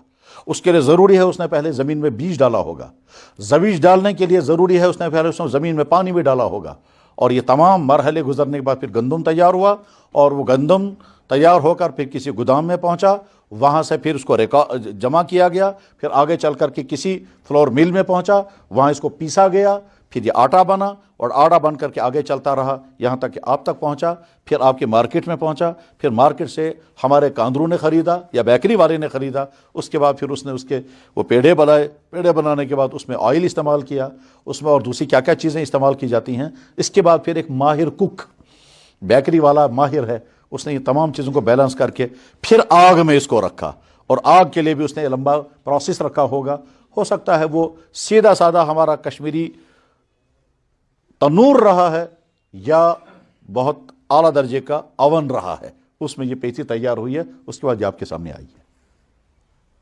یہ پیٹھی اپنے پیچھے پوری کہانی دکھا رہی ہے، یہ بسکٹ جو ہمارے ہاتھ میں ہے یہ اپنے پیچھے پوری کہانی دکھاتا ہے۔ یہ جو رسوا آپ چبا رہے ہیں یا وہ جو کباب آپ کھا رہے ہیں، یہ کباب بہت ٹیسٹ فل ہے، لیکن اس کے پیچھے لمبی کہانی ہے، یہ کہیں جانور رہا ہے، یہ کس نے اس کو پالا ہے، یہ کہیں میل فیمیل پہلے ملے ہیں، پھر یہ جانور پیدا ہوا ہے، پھر پیدا ہونے کے بعد پھر اس جانور کو پالا گیا ہے، پھر اس کو بعد میں بیچا گیا ہے، پھر یا تو یہ کشمیر کی پہاڑی سے اتر کر کے آیا ہے یا کہیں راجستھان کے جنگلوں سے آیا ہے، ہوتے ہوتے کشمیر پہنچا، پھر یہاں کے کسائی کے پاس پہنچا، پھر وہاں اس کو ذبح کیا گیا، ذبح کرنے کے بعد اس کا گوشت ہمارے گھر میں پہنچا، پھر گھر والوں نے یا کسی واضح صاحب نے اس کو کوٹا، کوٹنے کے بعد اس میں نمک ملایا، وہ نمک کہیں سمندر سے چلا ہوگا، پھر اس میں مرچیں ملائی، وہ کسی ساغزار سے آئی ہوں گی، اور اس کے بعد پھر جس لوہے کے ساتھ اس گوشت کو لگایا گیا ہے، سیخ تو گوشت بچن، کباب تو گوشت بچن، وہ سیخ کہیں سے آیا ہے، اور اس کے بعد پھر ہمارے سامنے یہ کباب آیا۔ یہ کباب اپنے پیچھے تمام تاریخ رکھتا ہے۔ یہ کائنات ساری کی ساری بتا رہی ہے میری ہر چیز کے پیچھے تاریخ۔ اب ہم اپنی عقل سے پوچھتے ہیں جی یہ کائنات خود بنی ہے یا کسی نے؟ تو عقل کہتی ہے کائنات میں کوئی چیز خود نہیں بنتی، یا تو پتا بھی خود نہیں ہلتا، اس لیے بنانے والا کوئی نہ کوئی ضرور ہے۔ جی ہاں ٹھیک ہے، بنانے والا کوئی نہ کوئی ضرور ہے۔ عقل کہتی ہے کوئی چیز خود نہیں بنتی، تم جو کھا رہے ہو وہ خود نہیں بنا، جو تم پہن رہے ہو وہ خود نہیں بنا، جو دوائی تم کھا رہے ہو وہ خود نہیں بنی، جو تمہارے گھر میں جانور ہیں، کوئی چیز خود نہیں بنی ہے، کائنات بھی خود نہیں بنی ہے، اس کا بنانے والا ضرور کوئی نہ کوئی ہے۔ اب ہم اپنی عقل سے پوچھتے ہیں کہ اس سوال کا جواب تو آپ نے دیا، کائنات کی کوئی چیز خود نہیں بنتی، اب آپ ہی بتا دو وہ کون ہے۔ تو عقل کہتی ہے میری ڈیوٹی وہیں ختم ہو گئی، میری ڈیوٹی وہیں ختم ہو گئی۔ کیسے؟ کہ ہم نے اپنی عقل سے پوچھا کہ یہ جو بسکٹ میں کھا رہا ہوں، یہ کیک جو میں نے کھایا، یہ خود بنا یا کسی نے بنایا ہوگا؟ عقل کہتی ہے خود نہیں بنا ہے، بنانے والا کوئی ہے۔ دیکھو کتنا اچھا کلر اس کو لگایا، دیکھو اس نے کتنا بیلنسڈ اس میں ٹیسٹ رکھا ہے، میٹھا زیادہ نہیں کیا، کم نہیں کیا۔ یہ چائے کا کپ جو آپ پی رہے ہیں یہ کسی نے ضرور بنایا۔ اب میں اپنی عقل سے پوچھتا ہوں آپ ہی بتا دو بنانے والا کون ہے، وہ میل ہے فیمیل ہے، وہ گھر والے ہیں یا ہوٹل والا ہے؟ تو عقل کہے گی یہ میرا کام نہیں ہے، یہ آپ پوچھو جا کر کے، یہ چائے جہاں سے آئی وہاں سے پوچھو کس نے بنائی ہے۔ بس ٹھیک اسی طرح سے یہ کائنات، عقل کہتی ہے خود نہیں بنی، عقل کہتی ہے میں خود نہیں بنا، عقل کہتی ہے۔ اب عقل سے ہم پوچھتے ہیں آپ ہی بتا دو وہ کون ہے، تو عقل جواب میں کہے گی میری ڈیوٹی یہ نہیں ہے، یہ تو اسی سے پوچھو، آپ اپنا تعارف کرا دیں یا وہ اپنی طرف سے کسی کو بھیجے گا وہ آپ کا اپنا تعارف کرا دے گا۔ تو اب اللہ آ کر کے کہتے ہیں میں نے یہ ساری کائنات بنائی، میں تمہارا رب ہوں۔ قرآن کریم میں اللہ تعالیٰ شانہ انسان کے جسم کے حالات سنا کر کے پھر کہتے ہیں میں ہی تمہارا رب ہوں۔ کائنات کی تخلیق بیان کر کے پھر کہتے ہیں ذالکم اللہ ربکم، یہ ہے تمہارا رب، خالق کل شیء، ہر چیز کو پیدا کرنے والا۔ قرآن کریم میں اللہ تعالیٰ شانہ انسان کی تخلیق کے سارے مراحل دکھا کر افرأیتم ما تمنون، تم دیکھو ذرا تمہاری باڈی کے اندر میں نے سپرم پیدا کیا، منی، وہ پھر منی کن کن مراحل سے گزر کر کے آگے چل کر انسان بنتا ہے، یہ سارا بتا کر پھر کہتا ہے نحن خلقناکم فلولا تصدقون، میں نے تمہیں پیدا کیا تم مانتے کیوں نہیں، اور کیا ثبوت دوں گا میں تمہیں؟ تمہاری باڈی، تمہاری ایسی باڈی میں نے بنائی دنیا میں دوسرے کسی انسان کی نہیں ہے، صرف تمہاری ہے۔ ڈی این اے بتا رہا ہے، ڈی این اے کی ساری تھیوری یہی تو بتا رہی ہے کہ جیسی میری باڈی ہے دنیا میں اور کسی انسان کی نہیں، جیسی میری آنکھ ہے دنیا میں اور کسی انسان کی نہیں ہے۔ آدھار کارڈ بناتے ہوئے فوٹو کس کا لیا گیا؟ آنکھوں کا۔ کیوں لیا گیا؟ کیونکہ اس جیسی آنکھ دنیا میں ہے ہی نہیں کسی انسان کی، اسی کی ہے۔ کتنا بڑا ہے وہ اللہ جس کے خزانوں میں کوئی کمی نہیں، ہر انسان کو ایک چیز عطا کی آپ ہی کو ہے اور کسی کو نہیں۔ فنگر سب کے ہیں مگر فنگر سب کے الگ الگ بنائے، اس کے خزانوں میں کہیں کوئی کمی نہیں، ہر ایک کے الگ بنائے، ہر ایک کا ڈی این اے الگ ہے۔ لوگ جا رہے ہیں، ہر ایک کی گردن کو دیکھیے، ہر ایک کی گردن الگ الگ ہے۔ آپ فون پر بات کرتے ہیں، بعض دفعہ نام بتائے بغیر ہی آپ آواز سے سمجھ جاتے ہیں فلانا ہے، آواز میں سب کا ڈفرینس رکھا ہے۔ حتیٰ کہ چلنے کے ایکشن سب کے الگ الگ ہیں، چلنے کے ایکشن بھی سب کے الگ الگ ہیں۔ سارے لوگ اپنے ہاتھ بچھا کر کے رکھیں، تمام لوگوں کے ہاتھ سیم، تمام لوگوں کے ہاتھ میں ڈفرینسز، ہر ایک کے ہاتھ الگ آئے گا۔ سب میں نماز میں کھڑے ہو جاتے ہیں، سب کے پاؤں ہوتے ہیں، سب کے پاؤں ایک ہی جیسے ہیں، سب کے پاؤں الگ الگ ہیں، سب کے پاؤں ایک جیسے، سب کے پاؤں الگ الگ، ٹھیک؟ بس تو اب عقل کہتی ہے کہ میں تو نہیں بتا سکتی کہ بنانے والا وہ ایک ہے یا بہت سارے ہیں، ان کی کوئی ٹیم ہے، یہ مل کر بنایا انہوں نے، یہ میں نہیں بتا سکتی، یہ تو وہی اسی سے آپ پوچھ لیں، اور وہ آپ سے اگر کہیں آپ کو مل جائے گا تو آپ کو بتا دے گا میں نے بنایا، اور اگر نہیں تو اپنی طرف سے وہ آپ کو گائیڈ کرنے والا بھیجے گا جو اس کا تعارف کرائے گا، وہ بتائے گا ہے کون وہ۔ چنانچہ اس دنیا میں رہ کر کے انسان اللہ کو نہیں دیکھ سکتا، یہ اللہ کا نظام ہے کہ میں تمہیں نظر نہیں آؤں گا، اس لیے نہیں کہ مجھے اپنے آپ کو دکھانا نامشکل ہے، نہیں، میرا نظام یہی ہے کہ میں تمہیں نظر نہیں آؤں گا۔ اور میرا ہی نہیں ہے، کائنات میں بہت ساری چیزیں ایسی ہیں جو تمہیں نظر نہیں آئیں گی، تمہیں ماننی ہوں گی۔ لمپ جل رہا ہے، فین گھوم رہا ہے، فین کا کام ہے ٹھنڈی ہوا دینا، لمپ کا کام، بلب کا کام ہے روشنی دینا، بلاور کا کام ہے ہیٹ دینا، اے سی کا کام ہے کبھی گرمی دینا کبھی سردی دینا۔ یہ ساری چیزیں بتا رہی ہیں کہ پیچھے سے پاور ہے، مگر پاور نظر نہیں آتا، پاور نظر نہیں آتا، پاور کے نتائج سامنے ہیں سب کے، نتائج کو دیکھ کر کے ہم سمجھ جاتے ہیں پیچھے سے پاور ہے۔ بولنے والا بول رہا ہے، آپ کے سوالوں کا جواب دے رہا ہے، وہ دیکھ بھی رہا ہے، وہ سن بھی رہا ہے، علامت ہے کہ اندر روح ہے جو روح نظر نہیں آئی۔ بولنے والا ٹھیک طرح سے بول رہا ہے، یہ علامت اس بات کی ہے کہ کچھ نہ کچھ معلومات ہیں، عقل اس کی سلامت ہے، تبھی یہ بول رہا ہے۔ اگر عقل سلامت نہ ہوتی تو اس طرح بولنے کا سسٹم نہیں ہوتا۔ دنیا میں بے شمار چیزیں وہ ہیں جو نظر نہیں آتی ہیں، نشانات سے ہم پہچان جانتے ہیں کہ اندر ہے، نشانات سے ہم سمجھ جاتے ہیں کہ اندر ہے۔ ڈاکٹر اخیر میں کیا کہتا ہے؟ آنکھ کھول کر نما ویشو، ٹھیک، نبض پکڑ کے کہ نہیں، اور کچھ نہیں تو یہاں ٹپ ٹپ دبا کر کے، اور آخر میں کچھ نہیں تو ہارٹ کو دبا دبا کر کے کہے گا کہ نہیں ابھی زندہ ہے۔ اس کے بعد گویا زندگی کی علامتیں ہیں، اس کے بعد یہ نشانیاں ہیں، اور جب یہ ساری نشانیاں ختم ہو جائیں گے تو کہتا ہے، وہ جب اناؤنس کر دیتا ہے کہ ڈیڈ باڈی۔ اس کائنات کے خالق و مالک کو پہچاننا ہے، پہچاننے کے لیے دو طریقے ہیں، اور یہ علمی طریقے بھی ہیں، نچلی سطح کے عوام کو سمجھانے کے طریقے بھی دو ہی ہیں۔ طریقہ نمبر ایک، کائنات کی ایک چیز ہمیں پکار کر کہہ رہی ہے میرا بنانے والا کوئی ہے، اس کو پہچانو۔ اس لیے قرآن نے ایمان والوں کو کہا غور کرو، بار بار غور کرنے کی ترغیب دیتے ہیں۔ تفکرون فی خلق السماوات والارض، ایمان والوں کی ایک نشانی ہے، وہ غور کرتے ہیں کائنات کی چیزوں پر، اور کائنات کی چیزوں میں غور کرنے کے بعد پھر جناب سوائی کس کام کی ہے؟ کسی کام کی نہیں، سوائی کا کام ہے تچن اٹھانا، اور ایسا تچن سب کو معلوم ہے، ٹھیک، لیکن یہ تو نہیں ہو سکتا کہ اللہ نے بیکار پیدا کی ہو تچن پود کرنے کے لیے، کچھ نہ کچھ تو ہوگا۔ چنانچہ میں نے ایک ڈاکٹر سے پوچھا، کہنے لگے جناب 20 بیماریوں کا علاج تو اب تک سوائی سے دریافت ہو گیا ہے، اس میں سے پہلی بیماری ہے کشن ژلناؤن۔ مطلب یار سوائی سے چھا کشن وتھان کن کشن سے ژلان؟ سوائی سے الرجی پیدا ہوتی ہے، الرجی ختم ہوتی ہے؟ کہنے لگا یہی تو عجیب بات ہے کہ سوائی لگائیں گے تو الرجی پیدا ہوگی، لیکن سوائی سے جو دوائی تیار ہوئی وہ الرجی ختم کر دیتی۔ اللہ کی اس کائنات میں کوئی چیز بیکار نہیں ہے، اللہ کی اس کائنات میں کوئی چیز بیکار نہیں ہے۔ مکھی کا کوئی کام نہیں، لیکن ڈیٹیل میں جب پڑھیں گے تب پتہ چلے گا بہت سارے انفیکشن تو مکھی سے ہی ختم ہوں گے، اور اگر مکھی پیدا نہیں ہوگی تو ان انفیکشن کے بعد انسانوں کو جھیلنا پڑے گا۔ اس لیے ماحول صاف ہوگا مکھیاں پیدا نہیں ہوگی، اور ماحول گندا ہوگا مکھیاں پیدا ہوں گی۔ مکھیاں پیدا ہونا جو ہے وہ ثبوت اس بات کا ہے کہ ماحول صاف نہیں ہے، اور آپ نے گندگی پھیلائی ہے، اب وہ گندگی جو ہے وہ مکھیوں کے روپ میں کنورٹ ہو گئی ہے، ورنہ وہ آپ کو تباہ کرے گی۔ جناب والا ابھی کچھ دنوں پہلے میں نے سنا کہ جرمنی میں دکانوں سے جوئیں خریدی جاتی ہے اور سر میں ڈالی جاتی ہے، زو چوام مول پچ روان کان، کیوں؟ اس لیے کہ سر درد کی کچھ قسمیں وہ ہیں جو جوؤں سے ختم ہوتی تھی۔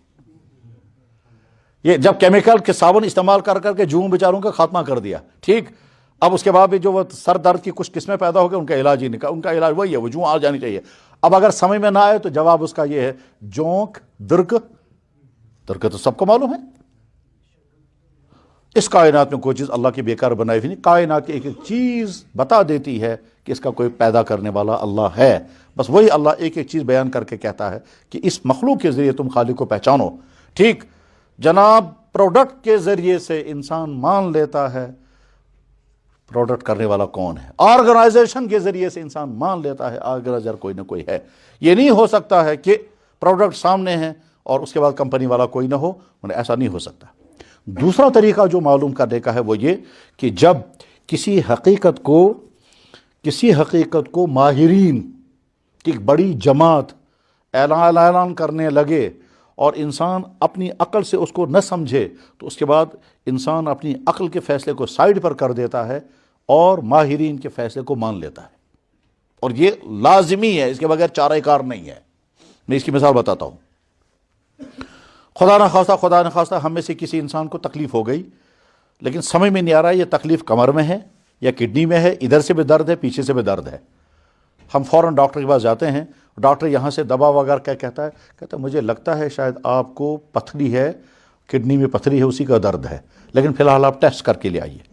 چنانچہ یورین ٹیسٹ ہوتا ہے، ڈاکٹر کہتا ہے ہاں پتھری ہے۔ ڈاکٹر نے کہا کہ یہ تو پتہ چل گیا پتھری ہے، لیکن یہ نہیں پتہ چل رہا کتنی بڑی ہے، لہٰذا آپ الٹرا ساؤنڈ کر کے لائیں۔ الٹرا ساؤنڈ والا ہمیں لکھ کے دے دیتا ہے کہ آپ کی پتھری اتنے ایم ایم ہے۔ اس کے بعد پھر میں ڈاکٹر کے پاس آ کر کہتا ہوں کہ جناب یہ ہیں ٹیسٹ رپورٹیں۔ ڈاکٹر کہتا ہے میں نے پہلے ہی سے کہا تھا آپ کو پتھری ہے، میرا شک یہی تھا، میری ڈائیگنوزنگ یہی تھی، ٹیسٹ نے بھی وہی دکھا دیا، اب آپ پتھری کے پیشنٹ ہو۔ میں اپنے آپ کو پوچھتا ہوں کہ میں کیوں مانوں ان کی بات؟ اس نے پتھری خود دیکھی نہیں اور بول رہا ہے، اس شخص نے پیشاب کے قطرے لیے ہیں، پتھری اس نے دیکھی نہیں اور کہہ رہا ہے پتھری ہے۔ اس شخص نے پیشاب کے قطرے بھی نہیں لیے ہیں، اس شخص نے مجھے لٹایا اور یہاں کچھ وہ چلایا اور ادھر سے مشین پر کہہ رہا ہے اتنی۔ میں ان تین آدمیوں کی بات کیوں مانوں گا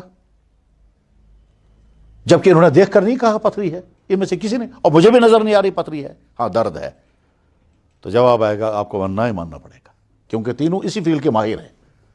تو تین ماہروں کی وجہ سے میں نے اپنے آپ کو مان لیا کہ میں پتھری کا پیشنٹ ہوں، حالانکہ نہ میں نے پتھر دیکھا، نہ ڈاکٹر نے دیکھا، نہ الٹرا ساؤنڈ والے نے دیکھا، نہ پیشاب ٹیسٹ کرنے والے لیب والے نے دیکھا۔ اس کے باوجود میں مان لیتا ہوں۔ کیا مطلب اس کا؟ مطلب اس کا ہے کہ تین ماہر بول رہے ہیں، مجھے ماننا ہے۔ کلاس میں بچے ہیں، ہمارا ٹیچر کھڑے ہو کر پڑھاتا ہے فلاں چیز میں یہ وٹامن ہے، فلاں چیز میں یہ وٹامن ہے، فلاں چیز میں یہ وٹامن ہے۔ یہ وٹامن نہ اس ٹیچر نے دیکھے ہیں، نہ لیبارٹری والوں نے دیکھے ہیں، بل لیکن بتا رہے ہیں، اور پڑھنے والے پڑھ رہے ہیں، اور ماننے والے مانتے ہیں کہ ہاں ایسا ہے۔ ماہرین جب کسی بات کو کہتے ہیں تو سننے والے کو ماننا ہی ہوتا ہے۔ لیکن میں اس کو ایک نیچرل مثال سے سمجھانا چاہوں گا۔ فرض کرتے ہیں ایک انسان کسی پہاڑی پر ہے اور ابھی تک وہ آبادی بھی نیچے نہیں آیا، آبادی بھی نیچے نہیں آیا ہے، وہ پہاڑی پر رہتا ہے، اور وہاں بیچارہ وہ پرانے زمانے میں شمع جلا کر کے یا لش قبل لش و ابوز متئی، پرانے زمانے میں لکڑی جلا کر کے روشنی کے انتظام کرتے تھے۔ یہ بیچارہ پہاڑی پر گریز کے کسی جنگل میں، ہم نے بچپن جیسا گزارا ہے، ہمارے گھروں میں ہم نے نہ لائٹ تھی وہاں، نہ لالٹین تھا، نہ سونگ، نہ شمع، اسے لش زالن۔ میں نے اپنا بچپن گزارا ہے ایسا کہ لش زالن اس پنس گارس میں تو لش جلانے والا بیچارہ لش جلا رہا ہے، اس میں دھواں بھی ہوتا ہے، اس میں بیماریاں بھی ہوتی ہیں، لائٹ ہوتی ہے کبھی نہیں ہوتی ہے۔ ایک جگہ سے دوسری جگہ جب جاتے تھے تو ہم لوگ وہ لش لے کر کے جاتے تھے۔ ہم نے شادیاں بھی ایسی دیکھی ہیں جس میں سارے ساساں لش دیر عطر مز۔ خیر، اب اس گاؤں والے کے پاس ایک آدمی پہنچتا ہے، وہ کہتا ہے یار دیکھو تم اب بھی اس پسماندگی کی زندگی میں ہو، شہروں میں ایک نئی چیز آئی، اس کو کہتے ہیں بجلی، وہ پاور ہے، اس سے اتنی لائٹ آتی ہے کچھ مت پوچھو۔ تو یہ گاؤں والا کہتا ہے کیا ہے وہ لائٹ؟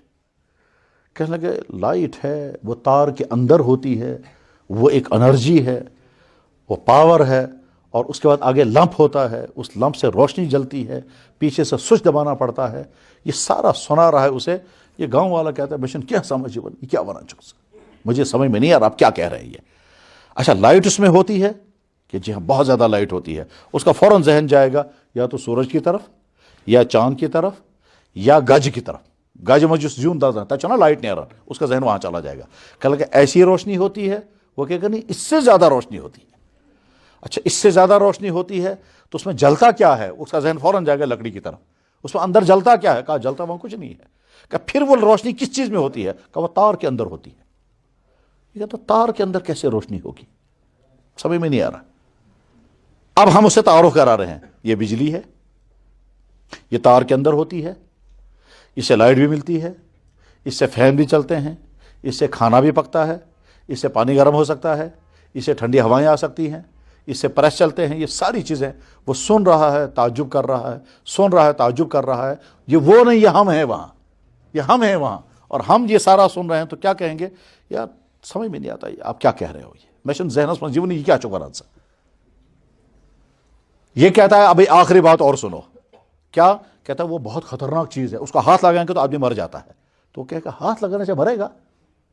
ہاتھ ہم تبر اگر بہ اتھ لاگتا مجھے تبر ذہنس مز کیا تبر وہ تو تبر، اس کو تلوار کا ذہن آئے گا، چھری کا ذہن آئے گا، درانتے کا ذہن آئے گا۔ کہا ان چیزوں کو ہاتھ لگانے سے تو نہیں، اس کو ہاتھ لگانے سے کیسے مرے گا؟ کھش کرا انسانس کہتا نہیں پھنس تو نہیں کرتا وہ. پھر کس کا مرے گا؟ کہتا بس مرتا ہے. یہ گاؤں والا سن کر کے بہت ذہین آدمی ہے، یہ ہم ہیں، ہم نے یہ سارا سنا تو ہم کہیں گے کچھ سمجھ میں نہیں آتا ہے کیا ہے یہ. دل میں ہو سکتا ہے یہ ایسے ہی ترتاس بوزنا والی، یہ ایسی بیکار بات سنا رہا ہے میں. ٹھیک، اس کے کچھ عرصے کے بعد دوسرے صاحب آئے، انہوں نے بھی یہی ساری تھیوری سنائی. کچھ عرصے کے بعد تیسرے آئے. اس میں ایک صاحب آئے، کہنے لگا میں انجینئر ہوں. آپ کس چیز کے انجینئر ہیں؟ کا بجلی کا. جو بجلی کیا ہوتی ہے؟ کہنے لگا میں اسی کا انجینئر ہوں، میں تو ساری ڈیٹیل بتاتا ہوں. یہ سیم وہی بتا رہا ہے. اس کے بعد کچھ عرصے کے بعد ایک صاحب آئے، اس کے ساتھ کچھ نوجوان لڑکے تھے. یہ کہتا ہے میں کالج کا پروفیسر ہوں، یہ میرے ساتھ نوجوان لڑکے ہیں، ہم ٹریکنگ کے لیے آئے ہیں، رات ہمیں آپ کی جھونپڑی میں گزارنی ہے. بیٹھے جھونپڑی میں، وہاں جب وہ لش جلنے لگی اور دوہ یلوت، اب انہوں نے تذکرہ شروع کیا ہے پاور. تو وہ گاؤں والا کہتا ہے یار یہ پاور میں نے اس سے پہلے بھی سنا ہے، آپ ہی ذرا سمجھاؤ مجھے یہ ہے کیا چیز.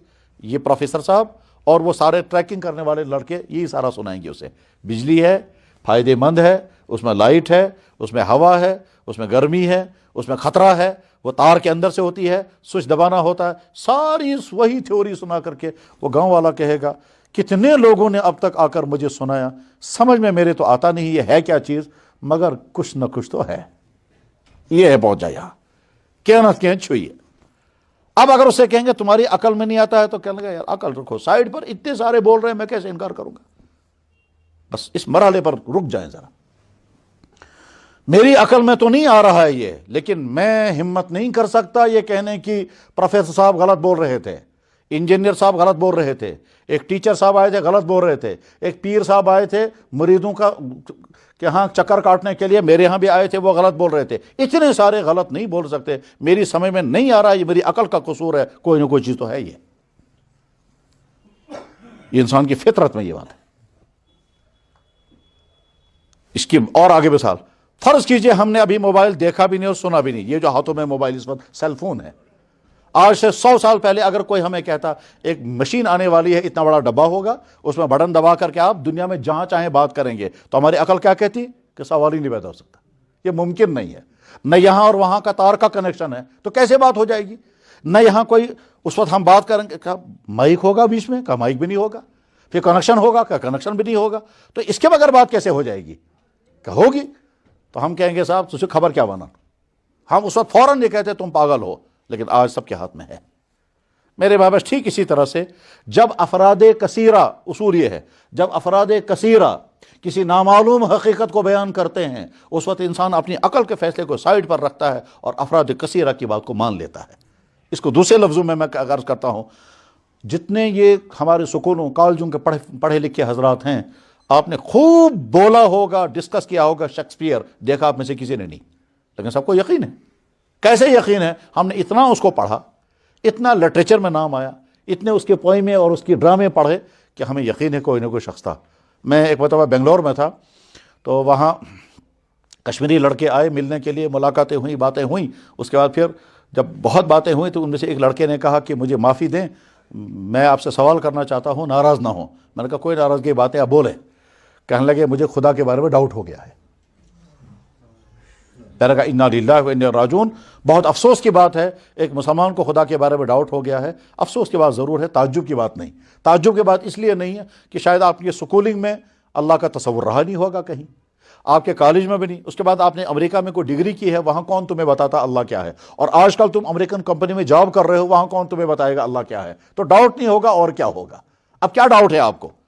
تو اس نے سادہ کشمیری لفظوں میں کہا یس نے وشمتی سو کیا ازمانون. ٹھیک، تو میں نے کہا بہت اچھا. ہماری دنیا میں اس سوال کو کہا جاتا ہے جاہلوں کا سوال.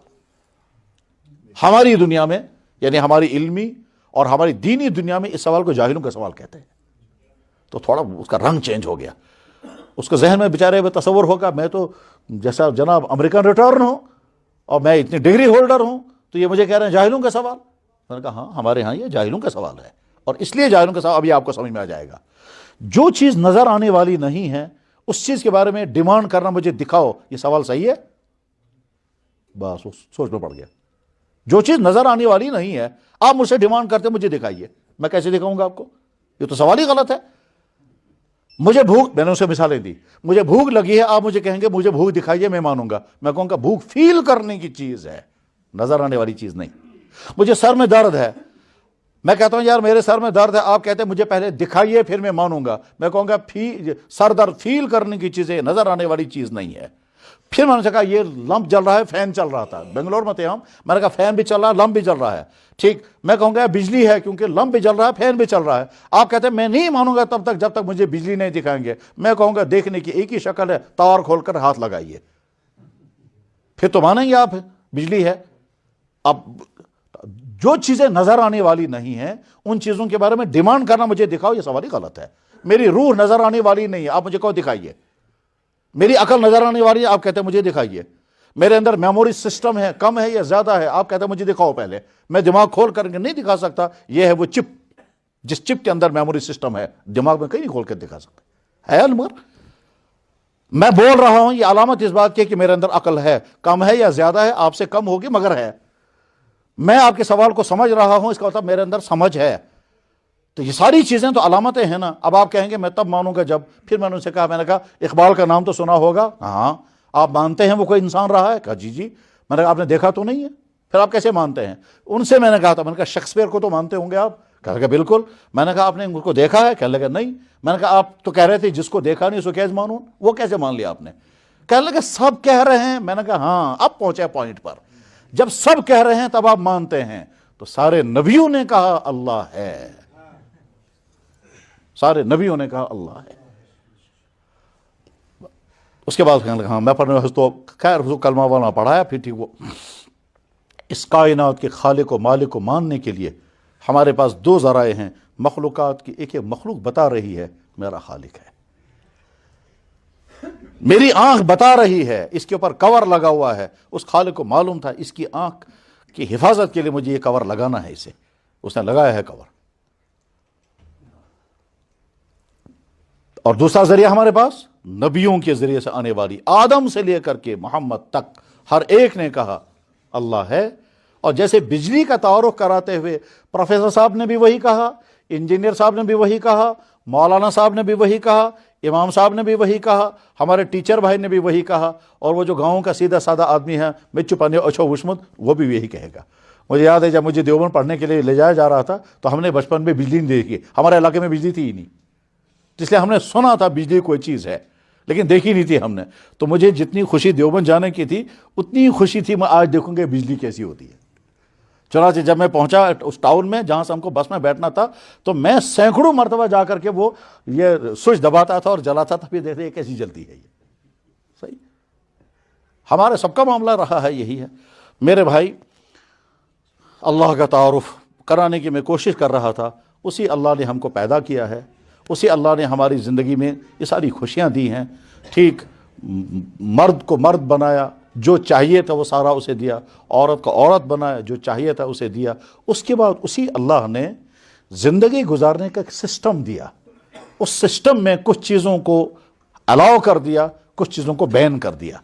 سیم اسی طرح سے جس طرح سے ایک ڈاکٹر اپنے پیشنٹ کو کہتا ہے یہ چیزیں آپ کے لیے الاؤ ہیں، یہ چیزیں آپ کے لیے بین ہیں کیونکہ آپ کی صحت کے لیے مضر ہیں، بس ٹھیک اسی طرح سے ہمارے پیدا کرنے والے اللہ نے کچھ چیزیں ہمارے لیے الاؤ کر دی ہیں، کچھ چیزیں ہماری بین کر دی ہیں۔ جتنی چیزیں بین کر دی ہیں یقیناً لازماً وہ انسان کے لیے نقصان پہنچانے والی تھی، اس لیے حرام کر دی۔ ایسا کبھی نہیں ہو سکتا کہ ایک چیز ہماری بہت فائدے مند ہے پھر بھی اللہ نے بین کر دی، ایسا کبھی نہیں ہوگا۔ کتا اللہ کا بنایا ہوا جانور اور بڑی خوبیوں کا مالک، ایسی خوبیاں اس کے اندر ہیں کہ عقل حیران ہو جاتی ہے۔ ان خوبیوں کی وجہ سے، ان خوبیوں میں سے ایک خوبی وہ ہے کہ آپ نے دیکھا ہوگا کچھ لوگ اس کو وہ جو ہے سٹار لگا کر کے چلاتے ہیں، وہ کوئی خوبی ہے نا اس میں بہت۔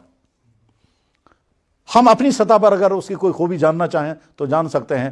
آپ اپنے گھر میں کسی کتے کو پالیں، اس کے بعد اس کو کھانا پینا بند کر دیں، ڈانٹ ڈپٹ کریں، ڈنڈے ماریں، ٹھیک، وہ ڈنڈے کھا کر شور مچا کر بھاگ جائے گا، واپس پھر آپ کے پاس آئے گا۔ آپ 10 مرتبہ اس کو برا بلا کے ہیں، پھر ایک روٹی کا ٹکڑا پھینک کے فوراً دوڑ کر آئے گا، کیونکہ اس نے آپ کو مالک مان لیا۔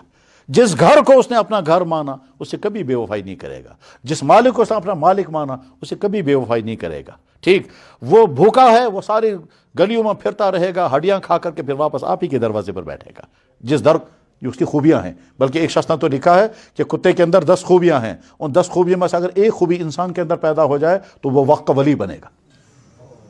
ٹھیک ہے، لیکن اسی کتے کے گوشت کو اللہ نے حرام کر دیا۔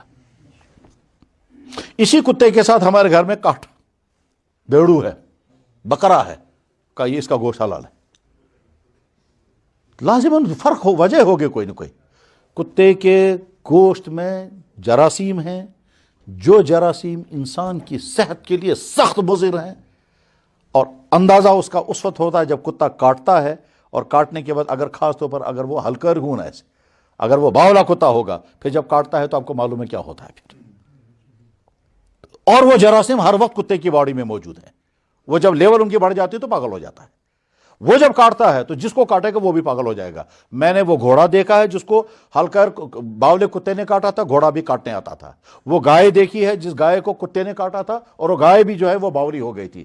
اور میں نے دیکھا تو نہیں، لیکن مجھے بتایا گیا کہ ایک لڑکے کو بچپن میں کتے نے کاٹا تھا، جوان جب وہ ہو گیا تو پاگل ہو گیا، اور پاگل ہونے کے بعد وہ کاٹنے کے لیے آتا تھا لوگوں کو۔ مجھے فون آیا، انہوں نے کہا ہم جموں سے راجوری جا رہے ہیں، راجوری کے ہم رہنے والے ہیں، ہمارے ساتھ ایک پیشنٹ ہے، اس کو بچپن میں کتے نے کاٹا ہے، ہمیں پتہ نہیں چلا، آج جب یہ پاگل ہو گیا ہم اس کو جموں لے گئے، ڈاکٹروں نے کہا کہ جراثیم پھیل چکے ہیں، اب یہ ٹھیک ہونے والا نہیں ہے۔ میں نے کہا آپ کیا پوچھنا چاہتے ہیں؟ کہنے لگا ہم یہ پوچھنا چاہتے ہیں کہ ہم نے اس کو رسیوں سے باندھا ہے، ہم سومو گاڑی میں لے جا رہے ہیں، آپ ہمیں اجازت دے سکتے ہیں؟ شریعت ہمیں اجازت دے گی ہم اس کو پوائزن کے انجیکشن کریں تاکہ؟ میں نے کہا یار یہ تو بہت بڑی ذمہ داری اپنے سر لینا ہے، میں تو نہیں کہہ سکتا اتنا کہ اس کو آپ اس کو پوائزن کے انجیکشن کرو۔ البتہ میں اتنا ضرور کہوں گا، اپنے گھر لے جاؤ اور وہاں ستون کے ساتھ اس کو باندھ دو، ہاتھ کھلا چھوڑ دو، سامنے کھانا رکھ دو، کھائے گا تو ٹھیک ہے، نہیں کھائے گا تو ٹھیک، مگر باندھ کر تاکہ تم کو نہ کاٹے۔ اور ہو سکتا ہے 24 گھنٹے کے اندر اندر، ہمارا تمہارا نہیں، اس کا پیدا کرنے والا خود ہی کوئی فیصلہ کر دے گا۔ اگلے دن صبح کو نے فون کیا کہ لڑکا مر گیا کتے کے کاٹنے۔ اب پتہ چلا کتے کا لعاب اللہ نے حرام کیوں کیا، کتے کا گوشت۔ کتے کے لعاب کے بارے میں جناب رسول اکرم صلی اللہ علیہ وسلم نے فرمایا اگر برتن میں کتا منہ ڈالے تو 7 مرتبہ برتن کو دھو۔ شیر کے جوٹے کے بارے میں نہیں کہا 7 مرتبہ دھو۔ کتا اگر برتن میں پیشاب کرے گا اس کو نہیں کہا 7 مرتبہ دھو، لعاب کے بارے میں کہا 7 مرتبہ دھو۔ صحابہ نے سنا، انہیں عمل کیا، نبی کا حکم ہے، ہمیں ماننا ہے۔ ٹھیک، آج ریسرچ کا زمانہ ہے، اب جب تحقیقات ہوئی تو پتہ چلا کتے کے منہ میں جو جراثیم ہیں وہ جراثیم 1 مرتبہ 2 مرتبہ 3 مرتبہ دھونے سے ختم نہیں ہوتے ہیں، وہ تو 6-7 مرتبہ دھونا پڑے گا اور مٹی سے ماننا پڑے گا تب وہ صاف ہوتے ہیں۔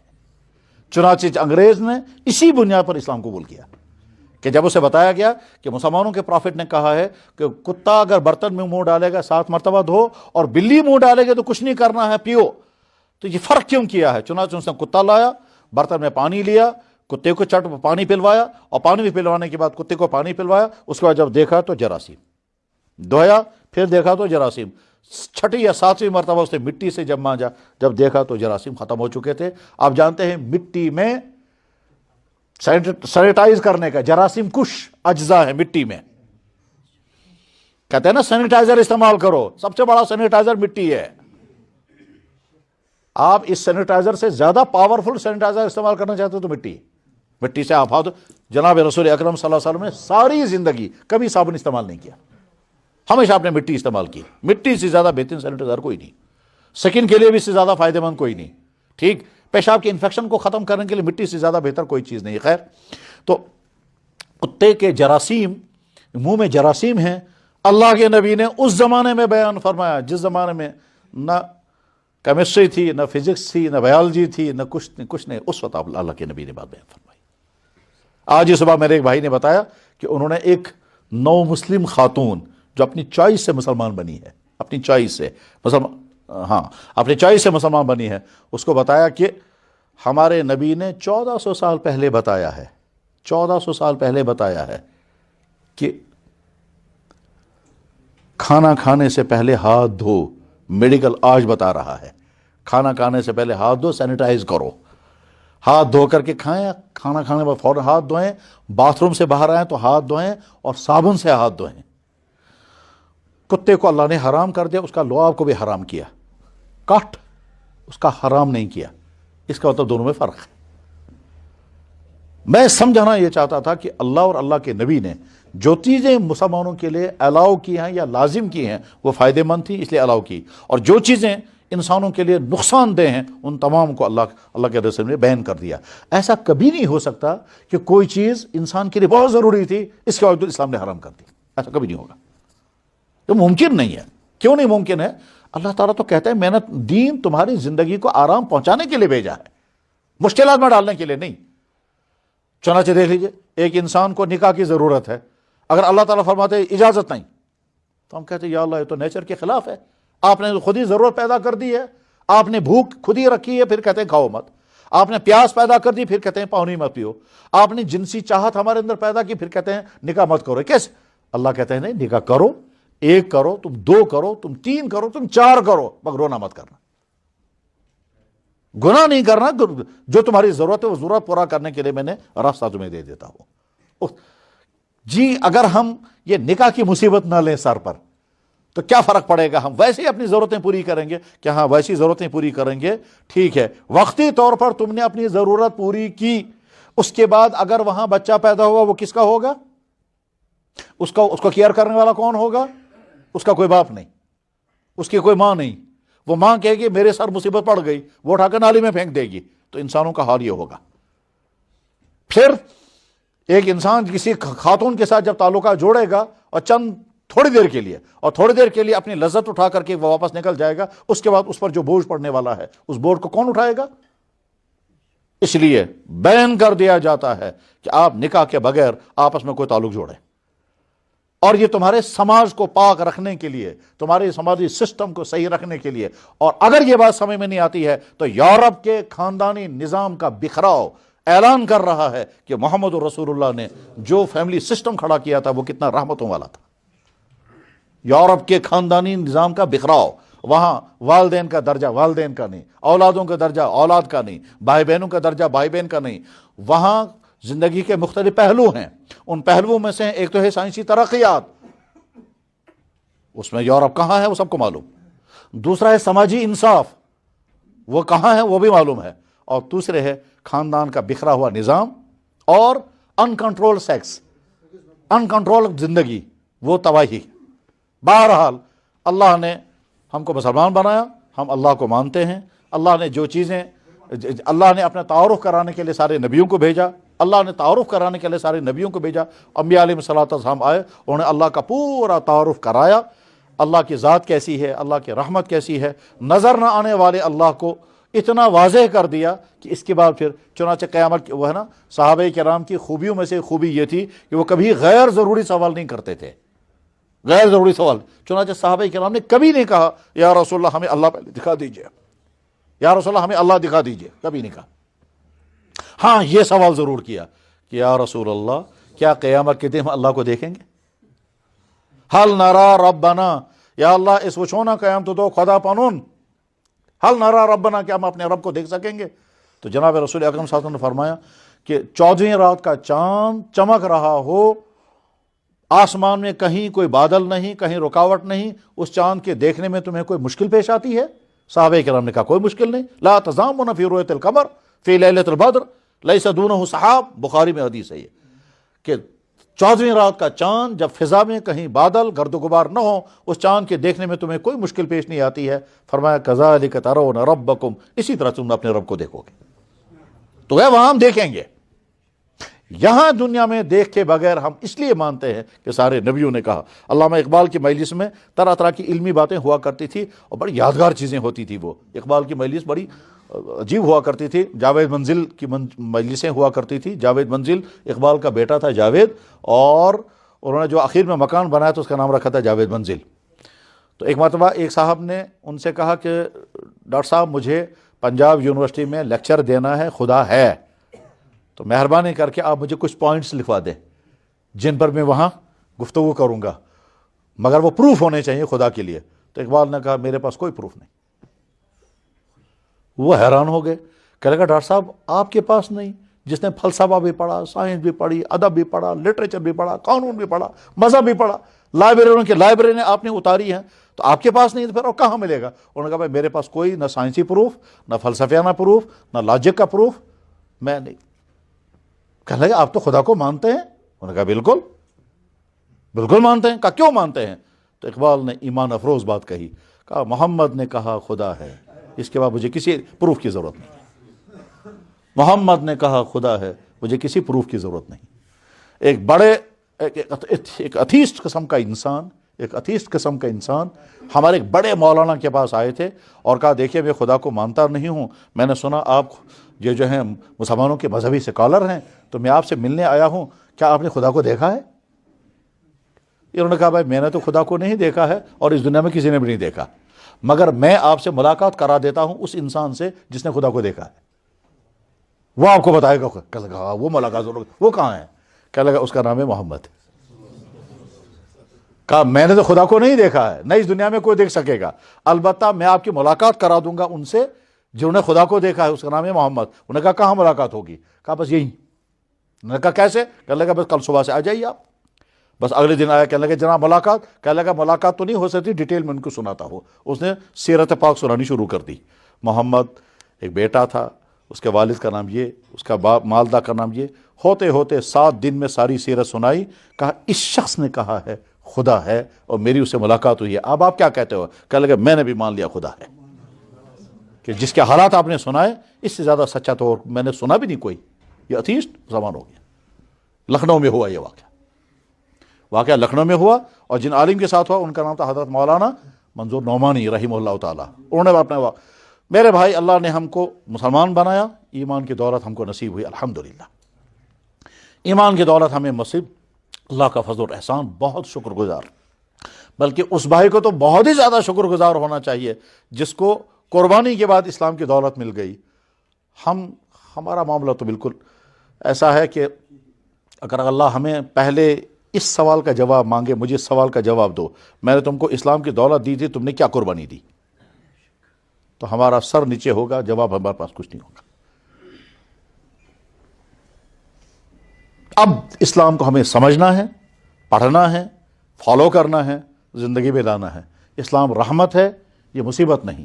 اسلام نعمت ہے، یہ پریشانی نہیں۔ اسلام پر چلنا مشکل نہیں، اسلام آسان ہے۔ اللہ تعالیٰ قرآن میں کہتے ہیں بار بار میرا دین بہت آسان ہے، بار بار۔ اور نبی علیہ الصلوۃ والسلام نے تو اعلان کر کے کہا ان الدین یسر، بلکہ اللہ کا قانون یہ ہے، اللہ کا ذات، بیٹھ جاؤ نا کیوں،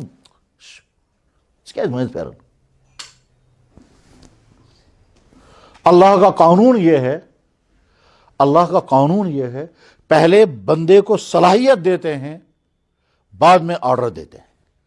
صلاحیت دیے بغیر اللہ تعالیٰ آرڈر نہیں کرتے۔ کسی چیز کی صلاحیت دی نہیں پھر کہیں گا کرو، یہ ایسا کبھی نہیں ہوگا۔ پہلے مال دیں گے پھر بعد میں کہیں گے اب زکوٰۃ ادا کرو۔ پہلے عقل دیں گے پھر کہیں گے اب میرا حکم یہ ہے۔ یہی وجہ ہے کہ معصوم بچے پر کوئی حکم نہیں، یہی وجہ ہے کہ مجنون پر کوئی حکم نہیں، یہی وجہ ہے کہ کھڑا ہو کر نماز نہیں پڑھ سکتے، بیٹھ کر پڑھو۔ اگر آپ کے اندر کھڑے ہو کر نماز پڑھنے کی قدرت نہیں، آپ بیٹھ کر پڑھیں۔ بندہ کھڑا ہو نہیں سکتا، اللہ تعالیٰ کہیں گے کھڑے رہو، کہ نہیں حضرت یا اللہ یہ نہیں ہو سکتا۔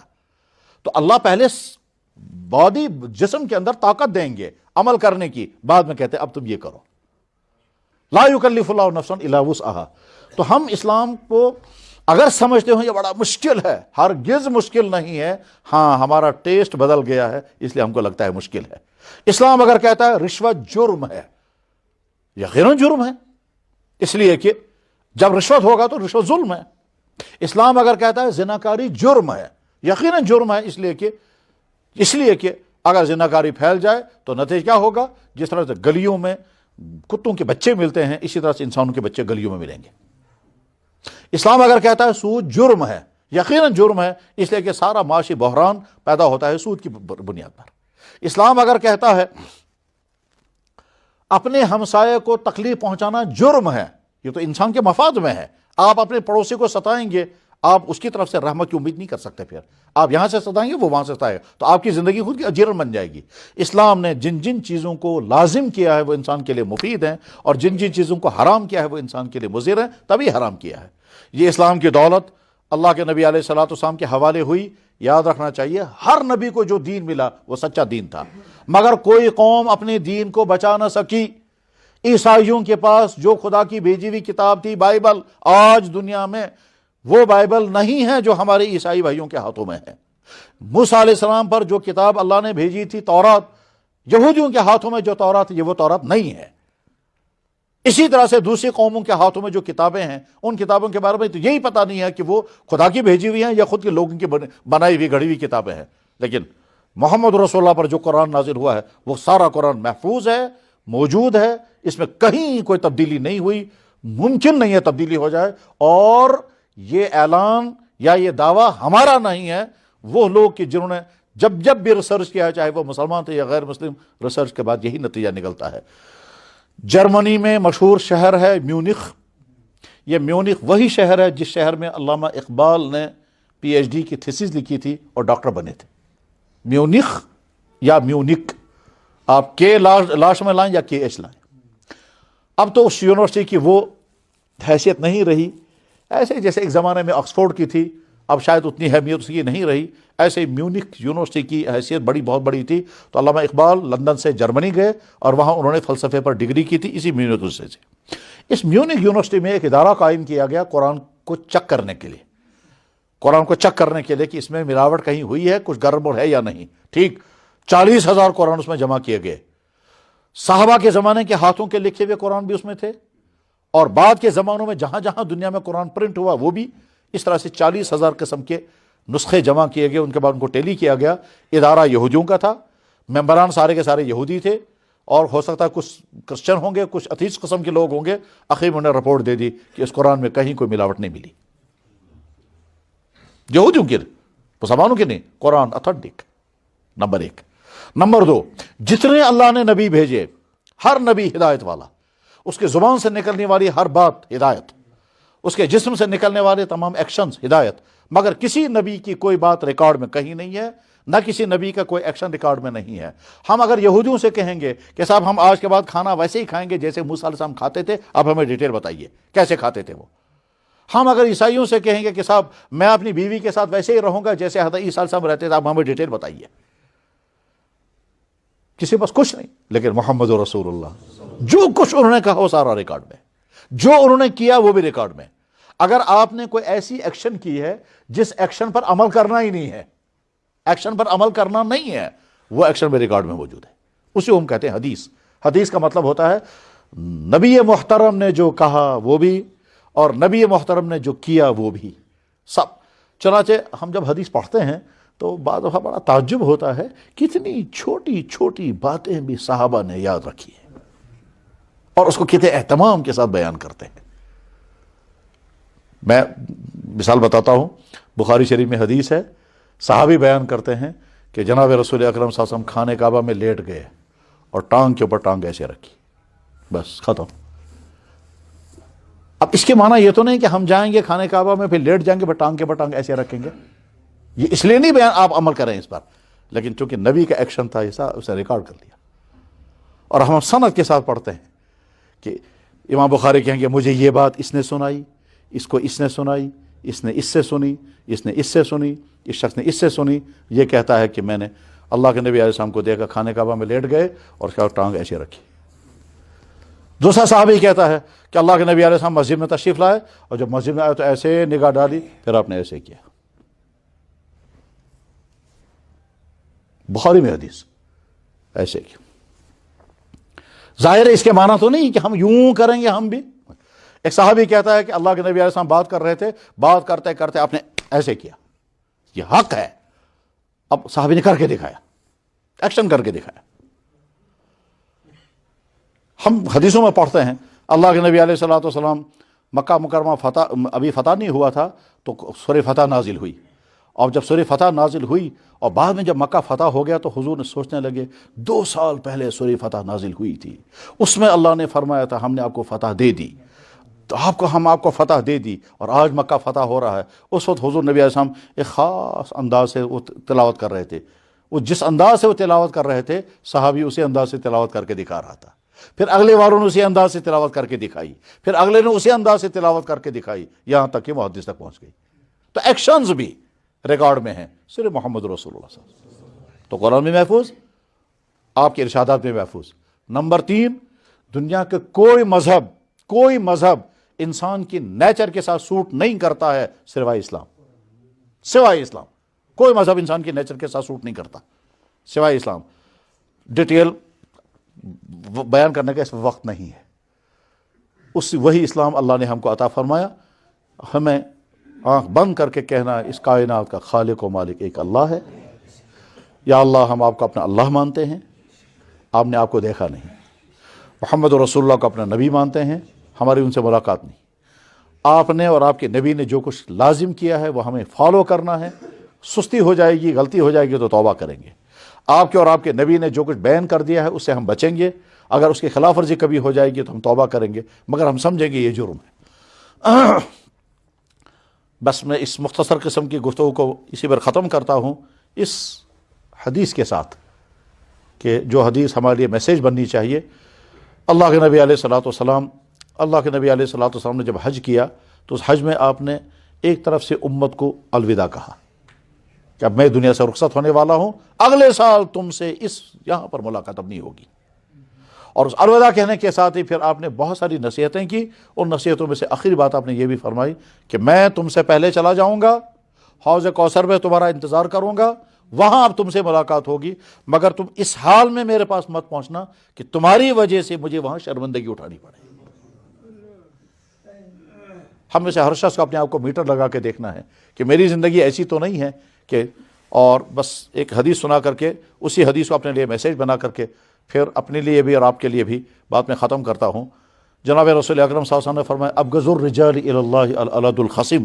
اللہ کو سخت نفرت ہے اس انسان سے، سخت نفرت ہے اس انسان سے، بہت زیادہ بغض ہے اس انسان سے جو الد الخصم ہو. الد الخصم. اس کے بعد وہاں سوال آتا ہے یہ الد الخصم یہ تو ٹرم ہے کوئی جس کے معنی معلوم ہونے چاہیے. تو جواب الد الخصم وہ انسان جس کا بیہیویئر، جس کا رویہ، جس کا طرز عمل، جس کا وتیرہ اتنا خراب ہو کہ ہر انسان کان پکڑتا ہو. ایسے انسان کو الد الخصم کہتے ہیں. اللہ تعالیٰ فرماتا مجھے بھی اس سے نفرت ہے. اس کے معنی کیا ہے؟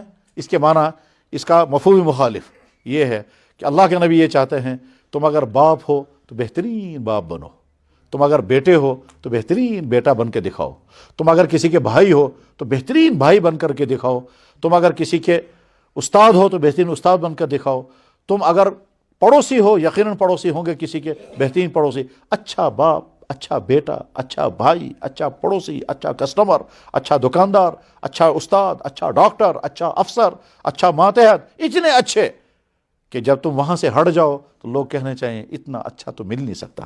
جب تمہاری وفات ہو جائے تو تمہارا محلہ، تمہارا گاؤں تمہارے متعلق زبان نہ کھول سکے، اتنا اچھا تمہارا کردار ہو. جب تم ریٹائر ہو جاؤ تو تمہارا ڈپارٹمنٹ کہنا چاہیے اس جیسا آدمی ہمارے ڈپارٹمنٹ میں نہیں. جب تم وفات پا جاؤ تو تمہاری کمیونٹی کے لوگ کہنے چاہیے یوتھ نفری بننا. جس طبقے میں اتنے اچھے رہو تمہارے ذریعے سے کسی کو دکھ نہ پہنچے، اور کسی نے تم کو دکھ پہنچایا تو تمہاری طرف سے انتقام نہ ہو. معاف کرنا سیکھو، معافی مانگنا سیکھو، محبتوں کے ساتھ جینا سیکھو، محبتیں بانٹنا سیکھو. اور آخری بات، خالق اور مخلوق دونوں کے حقوق ادا کرنے کا نام اسلام ہے. خالق اور مخلوق دونوں کے حقوق ادا کرنے کا نام اسلام ہے. وہی اسلام کی دولت اللہ نے ہم کو عطا فرمائی. اللہ اسی اسلام پر ہم کو قائم اور دائم رکھے.